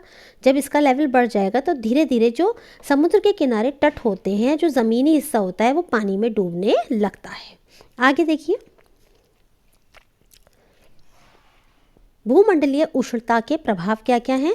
भूमंडलीय उष्णता के कारण दो तरह के प्रभाव होते हैं, एक होता है आपका सकारात्मक, दूसरा आपका होता है नकारात्मक। ठीक है, अब देखिए सकारात्मक प्रभाव। पहले देखते हैं सकारात्मक प्रभाव क्या हैं। अधिक बादल बनते हैं, फिर क्या होता है, अधिक मात्रा में प्रकाश संश्लेषण होता है, जिससे अधिक CO2 के कारण। ठीक है, वाष्पोत्सर्जन की दर कम होती है और पौधों द्वारा जल उपयोग की क्षमता में वृद्धि होती है। ये आपके सकारात्मक प्रभाव हैं। किसके? ये आपके सकारात्मक प्रभाव है भूमंडलीय उष्णता के। आगे देखिए, ये आपके हम नेगेटिव प्रभाव दिखाए इन्होंने, है ना, कि नेगेटिव प्रभाव आपके कौन कौन से हैं। तो देखिए नकारात्मक प्रभाव हैं आपके, तापमान में वृद्धि होती है, ग्लेशियर पिघलने लगते हैं, समुद्र के स्तर में वृद्धि होने लगती है। मैंने भी बताया था जल स्तर है, समुद्र का स्तर मतलब जल स्तर जो है आपका, उसमें वृद्धि होने लगती है। मौसमी दशाओं में परिवर्तन होता है, जैव विविधता को नुकसान होता है, और इसके अलावा आपका सूखा या बाढ़ जैसी स्थितियां उत्पन्न हो जाती हैं। फसल उत्पादकता में कमी हो जाती है, भारी आर्थिक क्षति भी होती है। लेकिन इसका जो सबसे ज़्यादा इफेक्ट है वो किस पे पड़ता है? तापमान में वृद्धि, ग्लेशियर का पिघलना, समुद्र के जल में वृद्धि होना, मौसमी दशाओं में परिवर्तन, जैव विविधता को नुकसान। ये मतलब ज़्यादा इंपॉर्टेंट है, होते सभी हैं लेकिन फिर भी ये बहुत ज़्यादा हम पे इम्पैक्ट डालते हैं। आगे देखिए, समय से पूर्व आम में बौर आना वैश्विक तापन से ही संबंधित है ना। आप देखिए आम का जो बौर होता है, जब आम का मौसम आता है तो बौर आता है आम पर, लेकिन ये समय से पहले ही आना शुरू हो गया है। क्यों? क्योंकि ग्लोबल वार्मिंग हो रही है, और जब हम देखते हैं गर्मी का मौसम आना शुरू होता है तब पेड़ पर आम का बौर आता है। लेकिन क्योंकि आपका ये कहना चाहिए ग्लोबल वार्मिंग हो रही है, तो समय से पूर्व ही आम का बौर आना वैश्विक तापन से ही संबंधित है। और ये अच्छी बात नहीं है, ये एक तरह से बुरा ही है, ये बुरा ही इम्पैक्ट है हम लोगों के ऊपर। हमें अभी लग रहा है कि चलो आम पहले आ रहा है, लेकिन बहुत सारी चीज़ें ऐसे हैं जो गलत हो रही हैं, जो समय के संग ही होनी चाहिए जबकि वो नहीं हो रही हैं। आगे देखिएगा, आर्कटिक एवं ग्रीनलैंड हिम चादर वैश्विक तापन द्वारा आर्कटिक एवं ग्रीनलैंड चादर वैश्विक तापन द्वारा सामान्यतः पहले प्रभावित होने वाले सर्वाधिक भंगुर पारिस्थितिकी तंत्र हैं, है ना। कौन कौन से?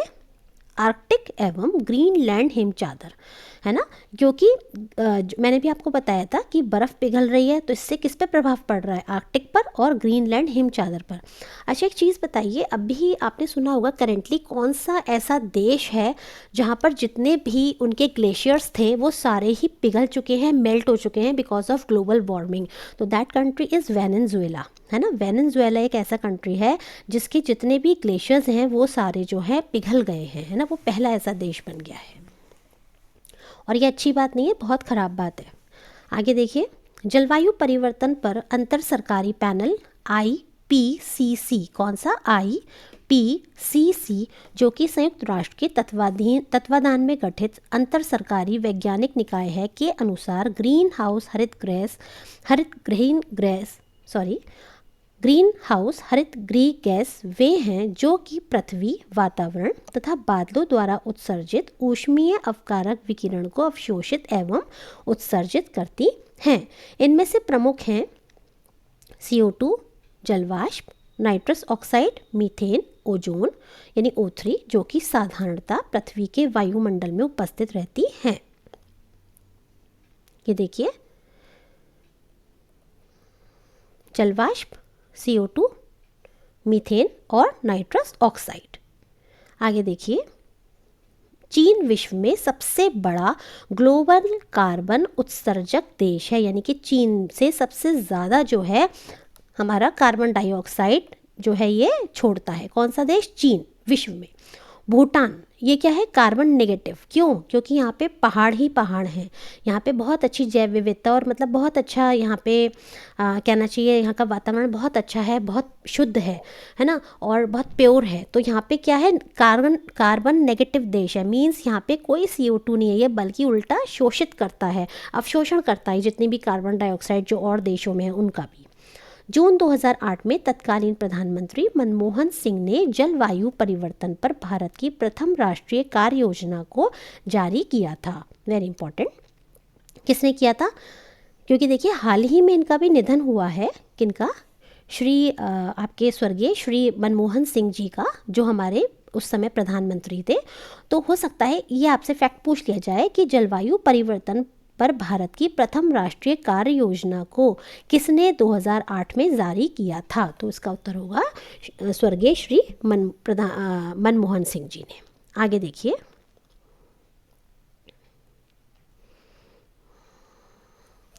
अक्टूबर 2015 में, नहीं ये गलत बोल दिया मैंने, अब देखिए 30 जून 2008 को जलवायु परिवर्तन पर भारत की राष्ट्रीय कार्य योजना का शुभारंभ किया गया था। कब शुरू किया गया था?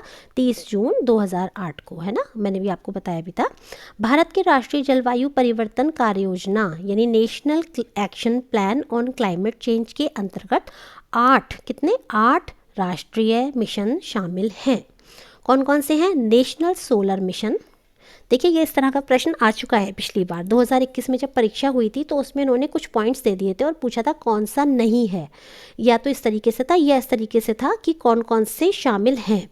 तो इस तरह से भी बन सकता है कि national action plan on climate change के अंतर्गत कितने राष्ट्रीय मिशन हैं, तो आपको पता होना चाहिए कितने हैं, 8।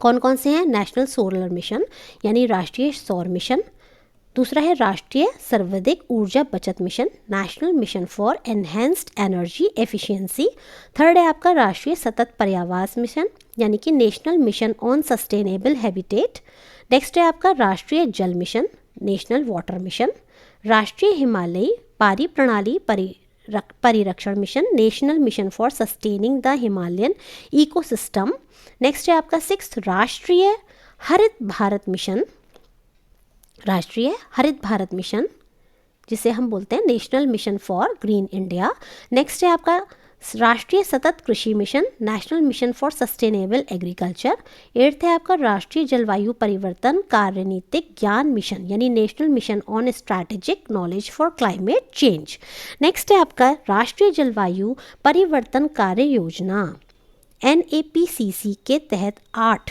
अभी मैंने बताया था ना 8 मिशन, 8 मिशनों में से एक मिशन राष्ट्रीय हरित भारत मिशन वनों के उस प्रभाव को स्वीकार करता है जिसका जलवायु परिवर्तन शमन, वन पर निर्भर समुदायों की खाद्य सुरक्षा, जल सुरक्षा, जैव विविधता संरक्षण एवं आजीविका पर सुरक्षा के जरिए पर्यावरण को बेहतर बनाने पर पड़ता है। अब देखिए परीक्षा की दृष्टि से जो इम्पोर्टेंट फैक्ट्स हैं वो देख लेते हैं। 1997 में विश्व पर्यावरण सम्मेलन आयोजित किया गया था। कहाँ पर? क्योटो में। कहाँ पर? क्योटो में।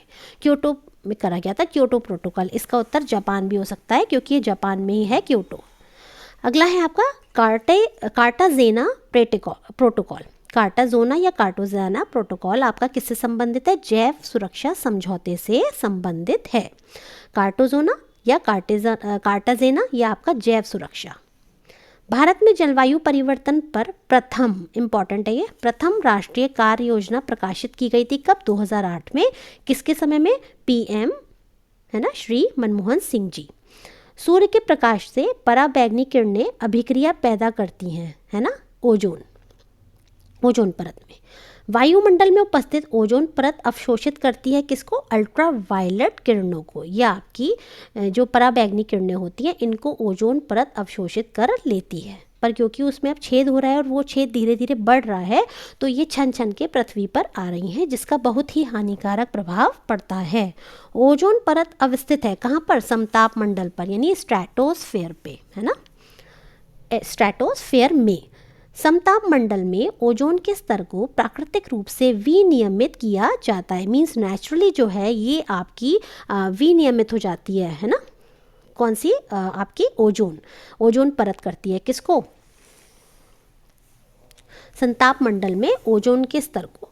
आगे देखिए, नाइट्रोजन ऑक्साइड द्वारा माफ़ कीजिएगा, ये थोड़ा सा गड़बड़ हो गया, मैं दोबारा पढ़ती हूँ। समताप मंडल में ओजोन के स्तर को प्राकृतिक रूप से विनियमित किया जाता है। किसके द्वारा? नाइट्रोजन ऑक्साइड के द्वारा। यानी कि नाइट्रोजन ऑक्साइड जो है आपकी वो क्या करती है, वो समताप मंडल में ओजोन के स्तर को नेचुरली विनियमित करती है, कंट्रोल करती है। ओजोन छिद्र का कारण है क्या? Chlorofluorocarbon, CFC। अच्छा ये बताइए, जो CFC होते हैं कहाँ से निकलते हैं? CFC आपके निकलते हैं AC से और रेफ्रिजरेटर से। ठीक है, रेफ्रिजरेटर से आपके CFC गैस जो है इसका रिसाव या ये निकलती है ना। अब देखिए, ओजोन छिद्र का निर्माण सबसे ज़्यादा कहाँ पर है? अंटार्कटिका पर है। अंटार्कटिका पर ये सबसे ज़्यादा है ओजोन परत। ठीक है, ओजोन छिद्र। मॉन्ट्रियल प्रोटोकॉल संबंधित है आपका ओजोन परत के संरक्षण से। कौन सा? Montreal protocol. ओजोन परत संरक्षण दिवस कब मनाया जाता है? तो ये आपका मनाया जाता है 16 सितंबर को। कब मनाया जाता है? 16 सितंबर को। आगे देखते हैं। ओजोन परत समताप मंडल में पाई जाने वाली ओजोन परत पराबैंगनी किरणों से हमारी रक्षा करती है। देखिए, जो ओजोन परत है मैंने आपको भी बताया था, जो कि संताप मंडल में पाई जाती है, ये हमारी ओजोन परत पराबैंगनी किरणों से हमारी रक्षा करती है। वैश्विक तापन व ग्रीन हाउस गैसों के उत्सर्जन के चलते इसमें लगातार क्षरण हुआ है ना। ग्रीन हाउस गैसेस और ग्लोबल वार्मिंग की वजह से ये लगातार डिप्लीट हो रही है। और ओजोन परत संरक्षण की बात मॉन्ट्रियल प्रोटोकॉल में 1987 में की गई थी। ठीक है, उसके बाद आगे देखते हैं। ये देखिए आप, ओजोन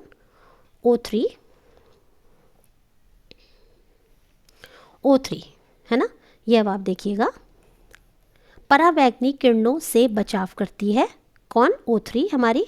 और देखिए इससे क्या क्या हो सकता है? त्वचा कैंसर हो सकता है, जीन उत्परिवर्तन हो सकता है, मोतियाबिंद हो सकता है, आंखों के लिए बहुत हानिकारक होती है। CFC ओजोन आपका क्षरण का कारण है। क्या है? CFC basically.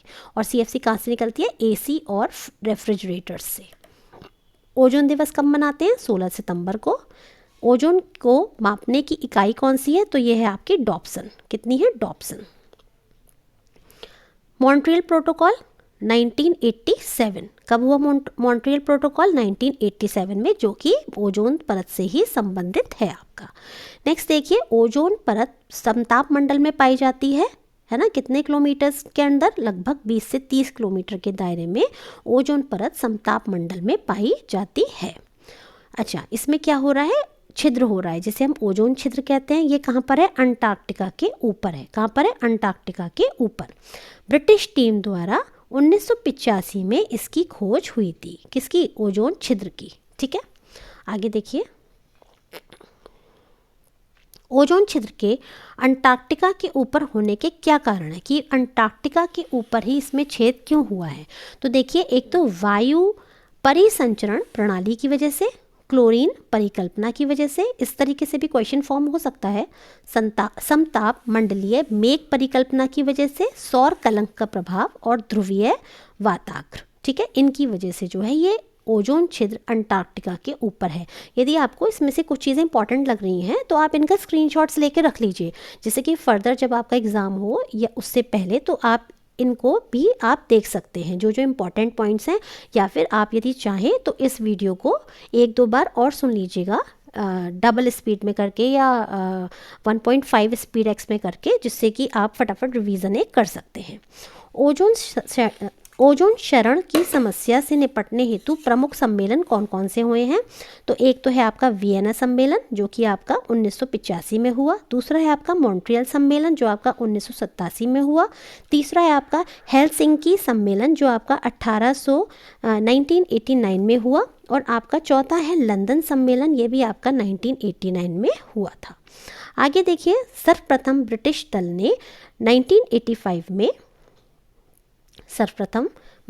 ने 1985 में यानी कि 1985 में total ozone mapping spectrometer ozone mapping spectrometer की मदद से अंटार्कटिका के ऊपर ओजोन छिद्र का पता लगाया था। कब लगाया था? 1985 में। किसने लगाया था? ब्रिटिश टीम ने। और किसकी मदद से? टोटल ओजोन मैपिंग स्पेक्ट्रोमीटर की मदद से, TOMS। आगे देखिए, ओजोन परत को डॉप्सन इकाई में मापा जाता है।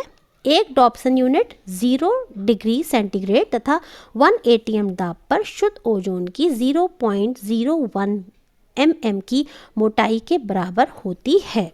यानी क्या कह रहे हैं, जो एक डॉप्सन यूनिट होती है आपकी, वो 0 डिग्री सेंटीग्रेड तथा 1 ATM दाब पर शुद्ध ओजोन की 0.01 mm की मोटाई के बराबर होती है। क्या? एक डॉप्सन यूनिट। आगे देखिए,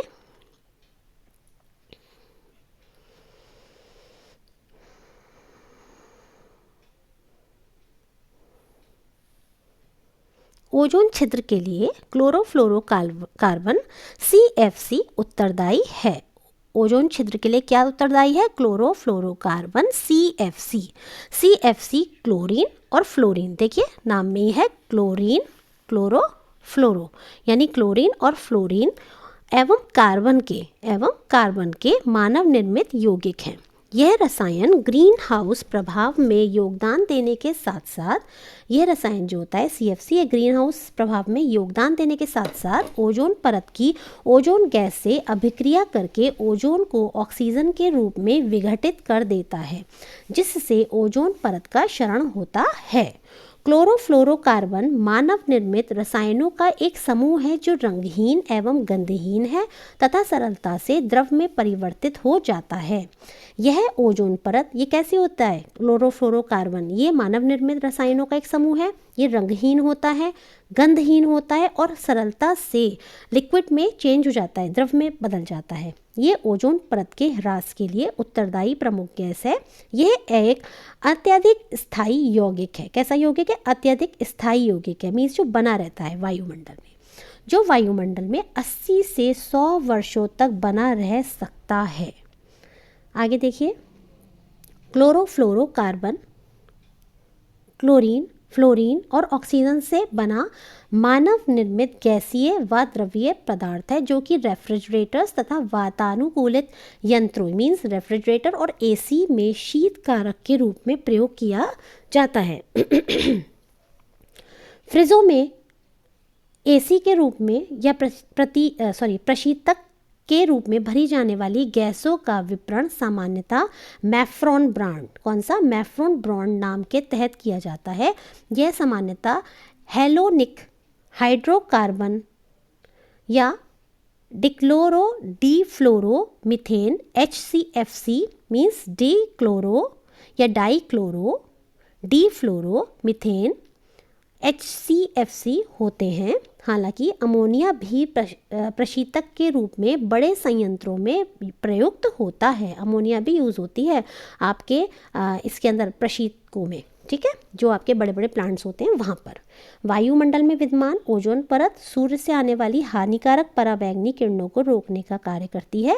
इससे पृथ्वी पर जीवन की सुरक्षा होती है। ओजोन परत की शीर्णता के लिए उत्तरदायी गैसें हैं कौन कौन सी? CFC, halogens, nitrous oxide, trichloroethylene, halon 1211, 1301 आदि। वायुमंडल में उपस्थित ओजोन क्षरण का क्लोरोफ्लोरोकार्बन एक प्रमुख कारण है। वायुमंडल में ध्रुवीय भागों में ओजोन का निर्माण धीमी गति से होता है, अतः ओजोन के क्षरण का प्रभाव सर्वाधिक ध्रुवों के ऊपर परिलक्षित होता है। अब देखिए, ये भी क्वेश्चन आ सकता है कि सबसे ज़्यादा जो हमारी ओजोन लेयर का डिप्लीशन हो रहा है या जो ओजोन परत का क्षरण हो रहा है वो कहाँ पर हो रहा है? तो वो आपका सबसे ज़्यादा ध्रुवों पर हो रहा है। ध्रुवीय समताप मंडलीय बादलों में उपस्थित नाइट्रिक अम्ल क्लोरोफ्लोरोकार्बनों से अभिक्रिया कर क्लोरीन का निर्माण करता है, जो कि ओजोन परत के प्रकाश रासायनिक विनाश के लिए उत्तरदायी है। चूँकि ध्रुवीय समताप मंडलीय बादल माध्यम है जो कि ध्रुवीय संताप मंडलीय बादल ऐसा माध्यम है जहाँ क्लोरीन यौगिक ओजोन परत का विनाश करने वाले क्लोरीन कणों में परिवर्तित हो जाते हैं, अतः ओजोन परत में छिद्र का निर्माण करने वाले इनकी उपस्थिति आवश्यक है। ओजोन छिद्र का सर्वाधिक निर्माण अंटार्कटिका के ऊपर पाया जाता है। और आपको पता ही होगा, अगर हम ग्लोब में देखें तो अंटार्कटिका आपका सदर्न पार्ट में है ना। आगे देखिए, ओजोन परत संरक्षण के उपाय। ओजोन परत संरक्षण के उपाय।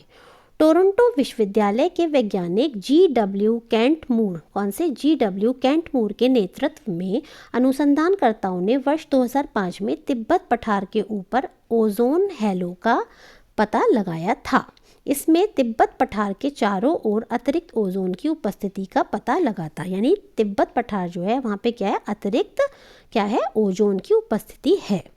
पठार के ऊपर केंद्रीय भाग में ओजोन की कम मात्रा एवं परिधि के चारों ओर और अतिरिक्त ओजोन का छल्ला पाया जाता है। तो ये पूछ सकते हैं ओजोन का छल्ला कहाँ पाया जाता है, तो ये आपका पाया जाता है तिब्बत के पठार के चारों ओर पाया जाता है।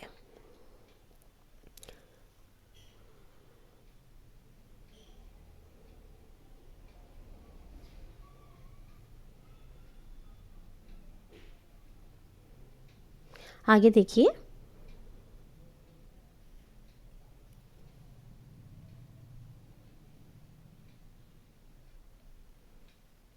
मैंने आपको भी बताया कि पठार के ऊपर केंद्रीय भाग में ओजोन की कम मात्रा एवं परिधि के चारों ओर अतिरिक्त ओजोन का छल्ला पाया जाता है।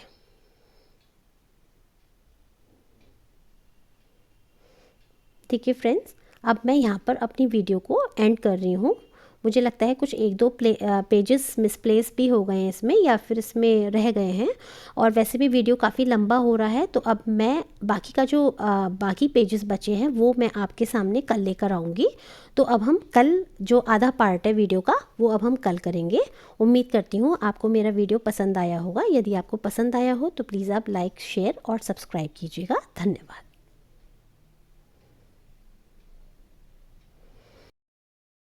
देखिए, अब ये जो अतिरिक्त ओजोन की सांद्रता थी ये किस तरीके से थी, ये मैं आपको बता रही थी भी कि ओजोन की सांद्रता बहुत अधिक थी। तो ये अत्यधिक प्रदूषित शहरों में उपस्थित ओजोन सांद्रता की तरह थी।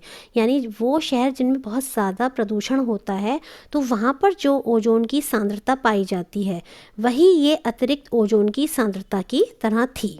आगे देखते हैं, ध्यान देने योग्य तथ्य ये है कि ओजोन 3 का उच्च सांद्रण मनुष्यों में खांसी, सीने में जलन करने के साथ साथ फेफड़ों को भी क्षति पहुंचाता है। मॉन्ट्रियल प्रोटोकॉल पृथ्वी की ओजोन परत के संरक्षण से संबंधित है, ये हमें पता है। उल्लेखनीय है कि मॉन्ट्रियल प्रोटोकॉल के अनुसार CFC, हेलोन्स तथा अन्य ओजोन रिक्तीकरण रसायनों जैसे कि कार्बन टेट्राक्लोराइड के उत्पादन पर रोक लगाई गई है। क्लोरोफ्लोरोकार्बन, हेलोन्स तथा कार्बन टेट्राक्लोराइड तीनों ही पदार्थ ओजोन रिक्तीकारक हैं। ठीक है, यानी तीनों ही ओजोन परत जो है उसका क्षरण करते हैं। आगे देखिए, यह वियना संधि का एक प्रोटोकॉल है जिसका उद्देश्य क्या था, जिसका उद्देश्य ओजोन परत का क्षरण करने वाले पदार्थों CFC आदि को प्रयोग से हटाना था। यह प्रोटोकॉल कब हुआ, कौन सा, वियना संधि है ना, ये आपका हुआ 1 जनवरी 1989 से प्रभावी हुआ था। वर्ष 1994 में संयुक्त राष्ट्र महासभा ने प्रतिवर्ष 16 सितंबर को अंतर्राष्ट्रीय ओजोन परत संरक्षण दिवस के रूप में मनाने की घोषणा की थी। कब की थी, ये आपका 16 दिसंबर को ओजोन डे के रूप में किसने, संयुक्त राष्ट्र महासभा ने 1994 में अंतर्राष्ट्रीय ओजोन परत संरक्षण दिवस के रूप में मनाने की घोषणा की थी। उल्लेखनीय है कि वर्ष 1987 में इसी दिन 16 सितंबर को मॉन्ट्रियल प्रोटोकॉल यानी Montreal protocol on substances that deplete the ozone layer पर हस्ताक्षर किए थे। अतः 16 सितंबर को ये हम मनाते हैं कौन सा, अंतर्राष्ट्रीय ओजोन दिवस। वर्ष 2022 के अंतर्राष्ट्रीय ओजोन परत संरक्षण ओजोन परत संरक्षण दिवस का विषय क्या था? तो ये आपका था पृथ्वी पर जीवन की रक्षा करने वाले वैश्विक सहयोग। 2023 में क्या था? ये आपका था, मतलब जो भी डे सेलिब्रेट करते हैं उनकी एक थीम होती है। तो क्या थीम थी 2023 की ओजोन डे की? ये थी आपकी मॉन्ट्रियल प्रोटोकॉल, ओजोन परत को ठीक करने वाला और जलवायु परिवर्तन को कम करना। Means Montreal protocol fixing the ozone layer and reducing climate change. अब आपका जो करंट में है वर्ष 2024 है ना, 16 सितंबर, इस दिन की जो आपका ओजोन डे था उस पे आपकी क्या इन्होंने थीम रखी है, अब उसकी बात कर लेते हैं। ये बहुत इंपॉर्टेंट है आपका। तो इसमें आपकी थीम है क्या है? मॉन्ट्रियल प्रोटोकॉल, जलवायु कार्रवाई को आगे बढ़ाना। Means Montreal protocol advancing climate change या climate action, advancing climate action. अब देखते हैं परीक्षा की दृष्टि से इम्पॉर्टेंट तथ्य कौन कौन से हैं। तो ये हैं आपके, पिछली सदी में वैश्विक औसत तापमान में वृद्धि कितनी हुई है पिछली एक सदी में? तो ये हुई है आपकी 1.8 degree Fahrenheit, 1.8 degree Fahrenheit. Green house जो गैसेस हैं या जो ग्रीन हाउस प्रभाव है, इसके अभाव में अगर ये ना हो तो हमारे जो ग्लोब है यानी हमारा जो भू सतह है, इसका एवरेज टेम्परेचर कितना हो जाएगा? तो ये आपका हो जाएगा 0 डिग्री फ़ारेनहाइट या फिर माइनस 18 डिग्री सेंटीग्रेड। और आप खुद सोचिए अगर -80 डिग्री सेंटीग्रेड हो जाएगा तो कितनी ज़्यादा हमारा जो टेम्परेचर है कितना ठंडा हो जाएगा। तो फिलहाल अगर ये ग्रीन हाउस गैसेस ना हो तो ये, लेकिन ये ग्रीन हाउस गैसेस कुछ ज़्यादा ही हो गई हैं जो कि अब नेगेटिव इम्पैक्ट डाल रही हैं, तो इनको हमें कंट्रोल करना बहुत ज़्यादा आवश्यक है। जलवायु परिवर्तन का क्रायोजेनिक संकेतक प्राप्त किया जाता है किससे? आइस कोर से। आइस कोर से हमें पता चलता है, क्योंकि क्या पता चलता है कि जलवायु में परिवर्तन हो रहा है या नहीं हो रहा है। आगे देखिए, पृथ्वी की धुरी पर अवस्था बदलना जलवायु परिवर्तन के लिए एक बहुत ही एक कारक है। ये किसने सुझाया था? ये सुझाया था मिलुटिन मिलानकोविच ने। किसने? मिलुटिन मिलानकोविच ने। 50 से अधिक देशों द्वारा समर्थित संयुक्त राष्ट्र का मौसम परिवर्तन समझौता प्रभावी हुआ कब से? 21 मार्च 1994 से। Momentum for change climate neutral now, climate neutral now, ये पहल किसके द्वारा स्टार्ट की गई? ये की गई है UNFCCC सचिवालय के द्वारा। ठीक है, ये आपका इंपॉर्टेंट है। आगे देखिए, ब्लू कार्बन क्या है? महासागरीय और तटीय पारिस्थितिक तंत्र द्वारा प्रगहित कार्बन, ये आपका ब्लू कार्बन है। आगे देखते हैं, ओजोन परत के क्षरण के प्रभाव, यानी ओजोन परत अगर हमारी डिप्लीट कर रही है तो उससे क्या क्या इसके जो है क्या प्रभाव पड़ेंगे। देखिए, सूर्य से आने वाली हानिकारक पराबैंगनी किरणों से त्वचा कैंसर होने का खतरा रहता है। अधिक समय तक सूर्य की पराबैंगनी यानी कि अल्ट्रावायलेट रेस के शरीर पर पड़ने वाले डीएनए में आनुवांशिक उत्परिवर्तन हो जाता है। डीएनए हमारा चेंज हो सकता है जो त्वचा कैंसर का कारण बन सकता है। सूर्य की पराबैंगनी किरणों को 3 वर्गों में बांटा जाता है, UVA, UVB और UVC, है ना। अल्ट्रावायलेट A, B और C। ठीक है, A और B जो होती हैं, देखिए वो आपकी इन किरणों का त्वचा पर हानिकारक प्रभाव पड़ता है, लेकिन जो UVC हैं ये अत्यंत घातक होती हैं, ये भी बहुत ज़्यादा घातक होती हैं, परंतु पृथ्वी सतह तक ये नहीं पहुंच पाती हैं। मतलब इन तीनों में से हानिकारक सबसे ज़्यादा UVC होती है, बट ये हमारी जो अर्थ है उसके सरफेस तक नहीं पहुँच पाती हैं, जबकि ये दोनों जो हैं UVA और UVB आपकी पहुँच जाती हैं। हरित ईंधन के प्रयोग से पर्यावरण प्रदूषण में कमी आती है। किससे? ग्रीन एनर्जी के यूज से, ग्रीन एनर्जी लाइक हाइड्रोजन। ठीक है, एथेनॉल एक प्रसिद्ध एल्कोहल है, इसे एथिल एल्कोहल भी कहते हैं। एथेनॉल क्या है? एक प्रसिद्ध एल्कोहल है, इसे एथिल एल्कोहल भी कहते हैं। इसका प्रयोग किसमें होता है? ग्रीन हरित ईंधन के रूप में होता है। ग्रीन एनर्जी में इसका यूज होता है, किसका? एथेनॉल का। आगे देखिए, एथेनॉल किसी शक्करमय पदार्थ यानी गन्ने की शक्कर, ग्लूकोज, शोरा, महुए का फूल आदि या स्टार्चमय पदार्थ से प्राप्त होता है। पाइन, करंज, फर्न से भी किण्वनीकरण कर एथेनॉल प्राप्त किया जाता है। इसे हरित ईंधन स्रोत में शामिल करते हैं। गन्ने की खेती द्वारा भी बायो एथेनॉल की प्राप्ति की जा सकती है। इसका उपयोग ईंधन के रूप में करके ऊर्जा प्राप्त की जा सकती है। सूक्ष्म जैविक ईंधन कोशिकाएं एमएफसी जैव परिवर्तनीय सबस्ट्रेट में उपलब्ध रासायनिक ऊर्जा को सीधे विद्युतीय ऊर्जा में परिवर्तित कर देती हैं। कौन सी? एमएफसी, यानी कि सूक्ष्म जैविक ईंधन कोशिकाएं जैव परिवर्तनीय सबस्ट्रेट में उपलब्ध रासायनिक ऊर्जा को सीधे विद्युतीय ऊर्जा में चेंज कर देती हैं। ये इसको चेंज कर देती हैं किसमें? विद्युतीय ऊर्जा से में, ठीक है, रासायनिक ऊर्जा को विद्युतीय ऊर्जा में परिवर्तित कर देती हैं। सबस्ट्रेट के इलेक्ट्रॉनों में परिवर्तन हेतु सूक्ष्म जीवों जैसे बैक्टीरिया का उत्प्रेरक के रूप में प्रयोग किया जाता है।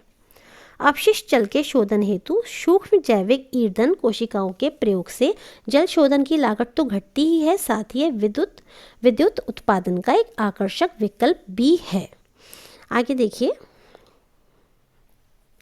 सूक्ष्म जैविक ईंधन कोशिकाओं में मुख्यतः कार्बनिक पदार्थों जैसे glucose, sucrose, cellulose, starch, acetate, ethanol, methanol, amino अम्ल, प्रोटीन इत्यादि सबस्ट्रेट के रूप में प्रयुक्त होते हैं। साथ ही कुछ अकार्बनिक पदार्थ जैसे सल्फाइडस को भी सबस्ट्रेट के रूप में यूज़ किया जाता है। शैवाल आधारित जैव ईंधनों का उत्पादन समुद्रों एवं महाद्वीपों दोनों में संभव है ना। शैवाल के मतलब ये जो आपकी एल्गी होती है, इसके ऊपर बेस जो आपके बायोफ्यूल्स होते हैं, इनका उत्पादन समुद्रों और महाद्वीपों दोनों में ही करना संभव है। इन ईंधनों के उत्पादन एवं अभियांत्रिकी करने हेतु उच्च स्तर की विशेषज्ञता की आवश्यकता होती है। साथ ही अधिक उत्पादन के लिए नवाचार हेतु भी ज्ञान एवं अनुभव की आवश्यकता होती है। आगे देखिए, बायो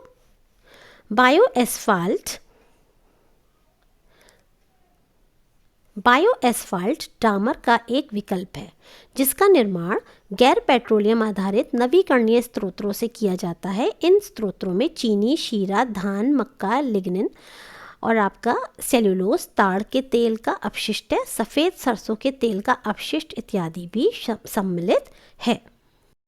देखिए, अब ये जो अतिरिक्त ओजोन की सांद्रता थी, ये किस तरीके से थी? ये मैं आपको बता रही थी भी कि ओजोन की सांद्रता बहुत अधिक थी, तो ये अत्यधिक प्रदूषित शहरों में उपस्थित ओजोन सांद्रता की तरह थी। यानी वो शहर जिनमें बहुत ज़्यादा प्रदूषण होता है, तो वहाँ पर जो ओजोन की सांद्रता पाई जाती है, वही ये अतिरिक्त ओजोन की सांद्रता की तरह थी। आगे देखते हैं, ध्यान देने योग्य तथ्य ये है कि ओजोन 3 का उच्च सांद्रण मनुष्यों में खांसी, सीने में जलन करने के साथ साथ फेफड़ों को भी क्षति पहुंचाता है। मॉन्ट्रियल प्रोटोकॉल पृथ्वी की ओजोन परत के संरक्षण से संबंधित है, ये हमें पता है।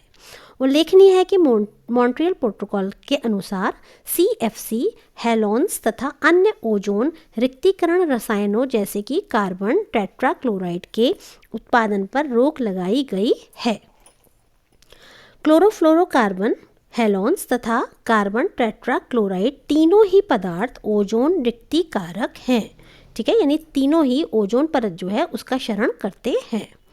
आगे देखिए, यह वियना संधि का एक प्रोटोकॉल है जिसका उद्देश्य क्या था? जिसका उद्देश्य ओजोन परत का क्षरण करने वाले पदार्थों CFC आदि को प्रयोग से हटाना था।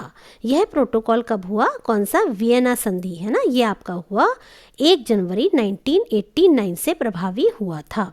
वर्ष 1994 में संयुक्त राष्ट्र महासभा ने प्रतिवर्ष 16 सितंबर को अंतर्राष्ट्रीय ओजोन परत संरक्षण दिवस के रूप में मनाने की घोषणा की थी। कब की थी?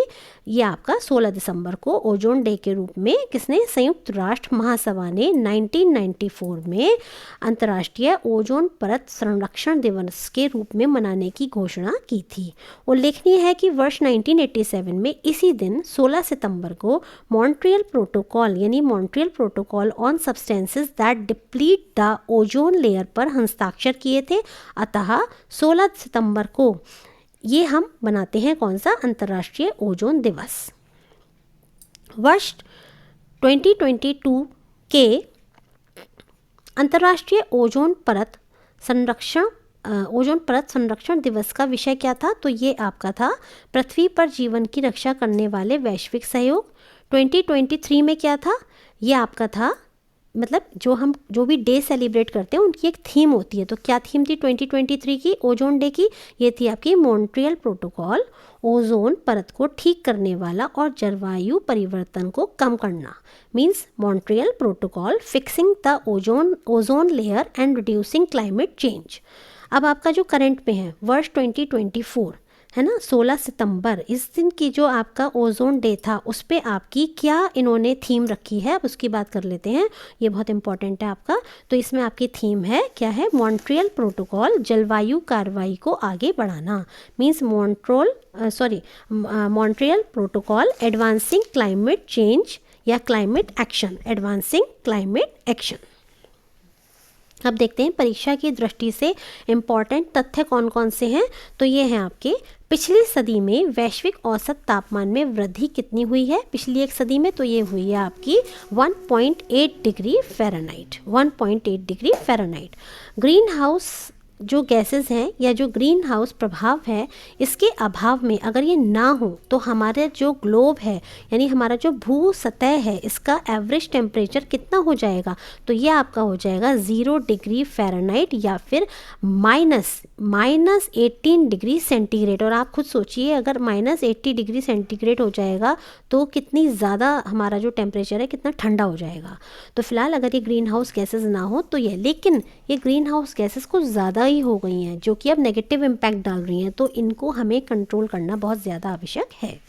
जलवायु परिवर्तन का क्रायोजेनिक संकेतक प्राप्त किया जाता है किससे, आइस कोर से। आइस कोर से हमें पता चलता है, क्योंकि क्या पता चलता है कि जलवायु में परिवर्तन हो रहा है या नहीं हो रहा है। आगे देखिए, पृथ्वी की धुरी पर अवस्था बदलना जलवायु परिवर्तन के लिए एक बहुत ही एक कारक है। ये किसने सुझाया था, ये सुझाया था मिलुटिन मिलानकोविच ने। किसने, मिलुटिन मिलानकोविच ने। 50 से अधिक देशों द्वारा समर्थित संयुक्त राष्ट्र का मौसम परिवर्तन समझौता प्रभावी हुआ कब से, 21 मार्च 1994 से। Momentum for change climate neutral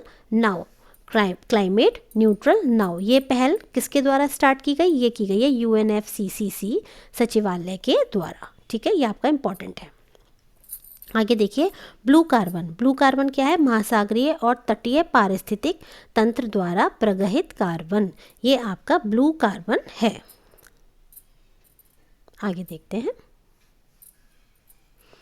ozone परत के क्षरण के प्रभाव, यानी ओजोन परत अगर हमारी डिप्लीट कर रही है तो उससे क्या क्या इसके जो है क्या प्रभाव पड़ेंगे। देखिए, सूर्य से आने वाली हानिकारक पराबैंगनी किरणों से त्वचा कैंसर होने का खतरा रहता है।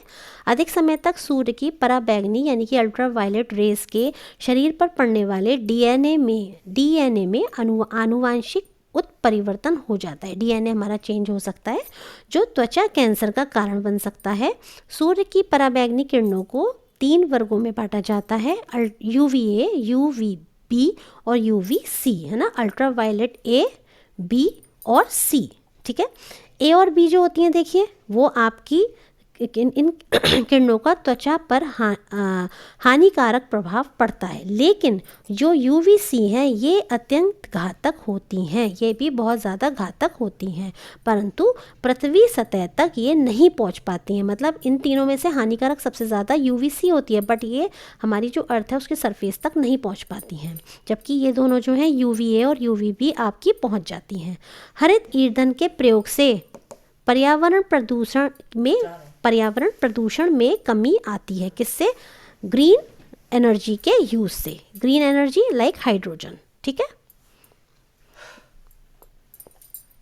एथेनॉल एक प्रसिद्ध एल्कोहल है, इसे एथिल एल्कोहल भी कहते हैं। एथेनॉल क्या है, एक प्रसिद्ध एल्कोहल है, इसे एथिल एल्कोहल भी कहते हैं। इसका प्रयोग किस में होता है, ग्रीन हरित ईंधन के रूप में होता है। ग्रीन एनर्जी में इसका यूज़ होता है, किसका? एथेनॉल का।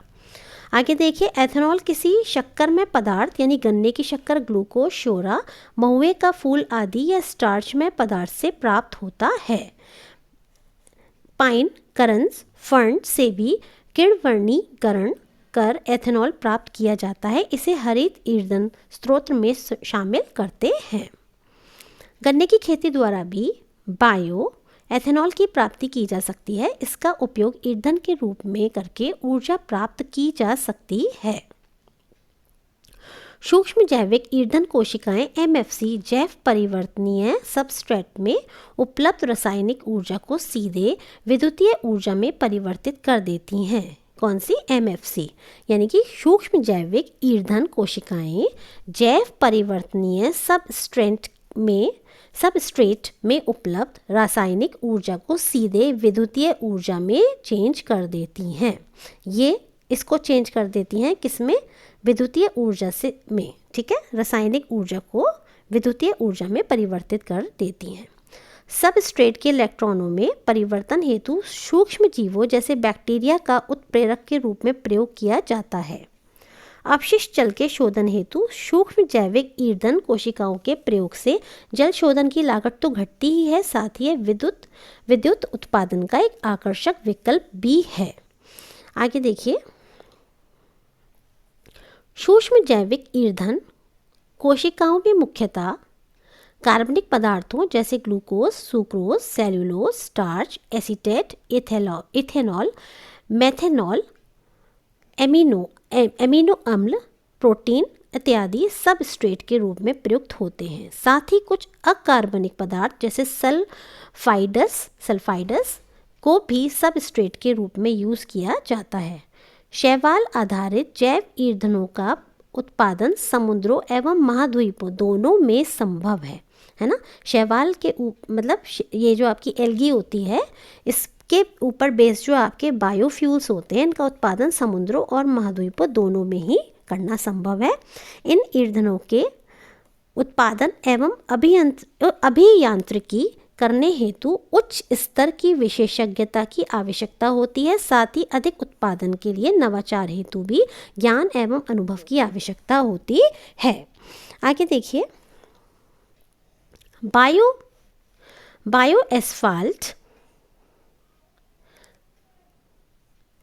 एस्फाल्ट डामर का एक विकल्प है, जिसका निर्माण गैर पेट्रोलियम आधारित नवीकरणीय स्रोतों से किया जाता है। इन स्रोतों में चीनी, शीरा, धान, मक्का, लिग्निन और आपका सेल्यूलोज, ताड़ के तेल का अपशिष्ट, सफ़ेद सरसों के तेल का अपशिष्ट इत्यादि भी सम्मिलित है।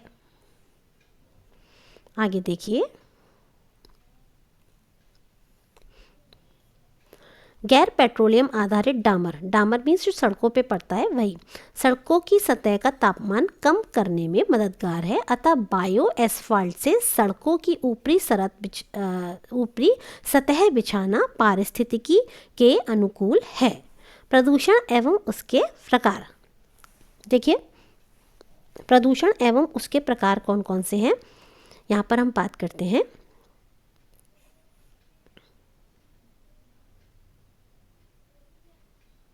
मैं अपनी वीडियो को फ्रेंड्स अब यहीं पर एंड कर रही हूँ। इसका जो नेक्स्ट पार्ट है मैं आपके सामने कल लेकर आऊँगी और उसमें हम इसको मैं 3 पार्ट्स में डिवाइड कर रही हूँ और उसमें मैं सेकंड पार्ट लाऊंगी, फिर नेक्स्ट डे आपका थर्ड पार्ट लाऊंगी। तो इस तरह से जो आपका एनवायरनमेंट है वो आपका कंप्लीट हो जाएगा। ठीक है, थैंक यू। अगर आपको अच्छा लग रहा हो तो चैनल को लाइक और सब्सक्राइब कीजिएगा। धन्यवाद। और अगर आपको इस तरीके से ये जो मैंने सीरीज़ स्टार्ट करने की कोशिश की है, अगर आपको पसंद आ रही हो तो लाइक कीजिएगा, कमेंट कीजिएगा। और अगर मुझे लगता है कि आप लोगों को पसंद नहीं आ रही है, इस पर अगर व्यूज़ नहीं आएंगे तो मैं इसको फर्दर फिर आगे नहीं बढ़ाऊँगी, वरना मैं इसको 2-3 दिन बस एनवायरनमेंट पूरा करके ही छोड़ दूँगी। और अगर मुझे लगता है कि आप लोग ये पसंद कर रहे हैं तो फिर इसके मैं आगे और जितना भी पूरा पोर्शन है, पूरी बुक आपकी ये मैं कवर करा दूँगी। Thank you.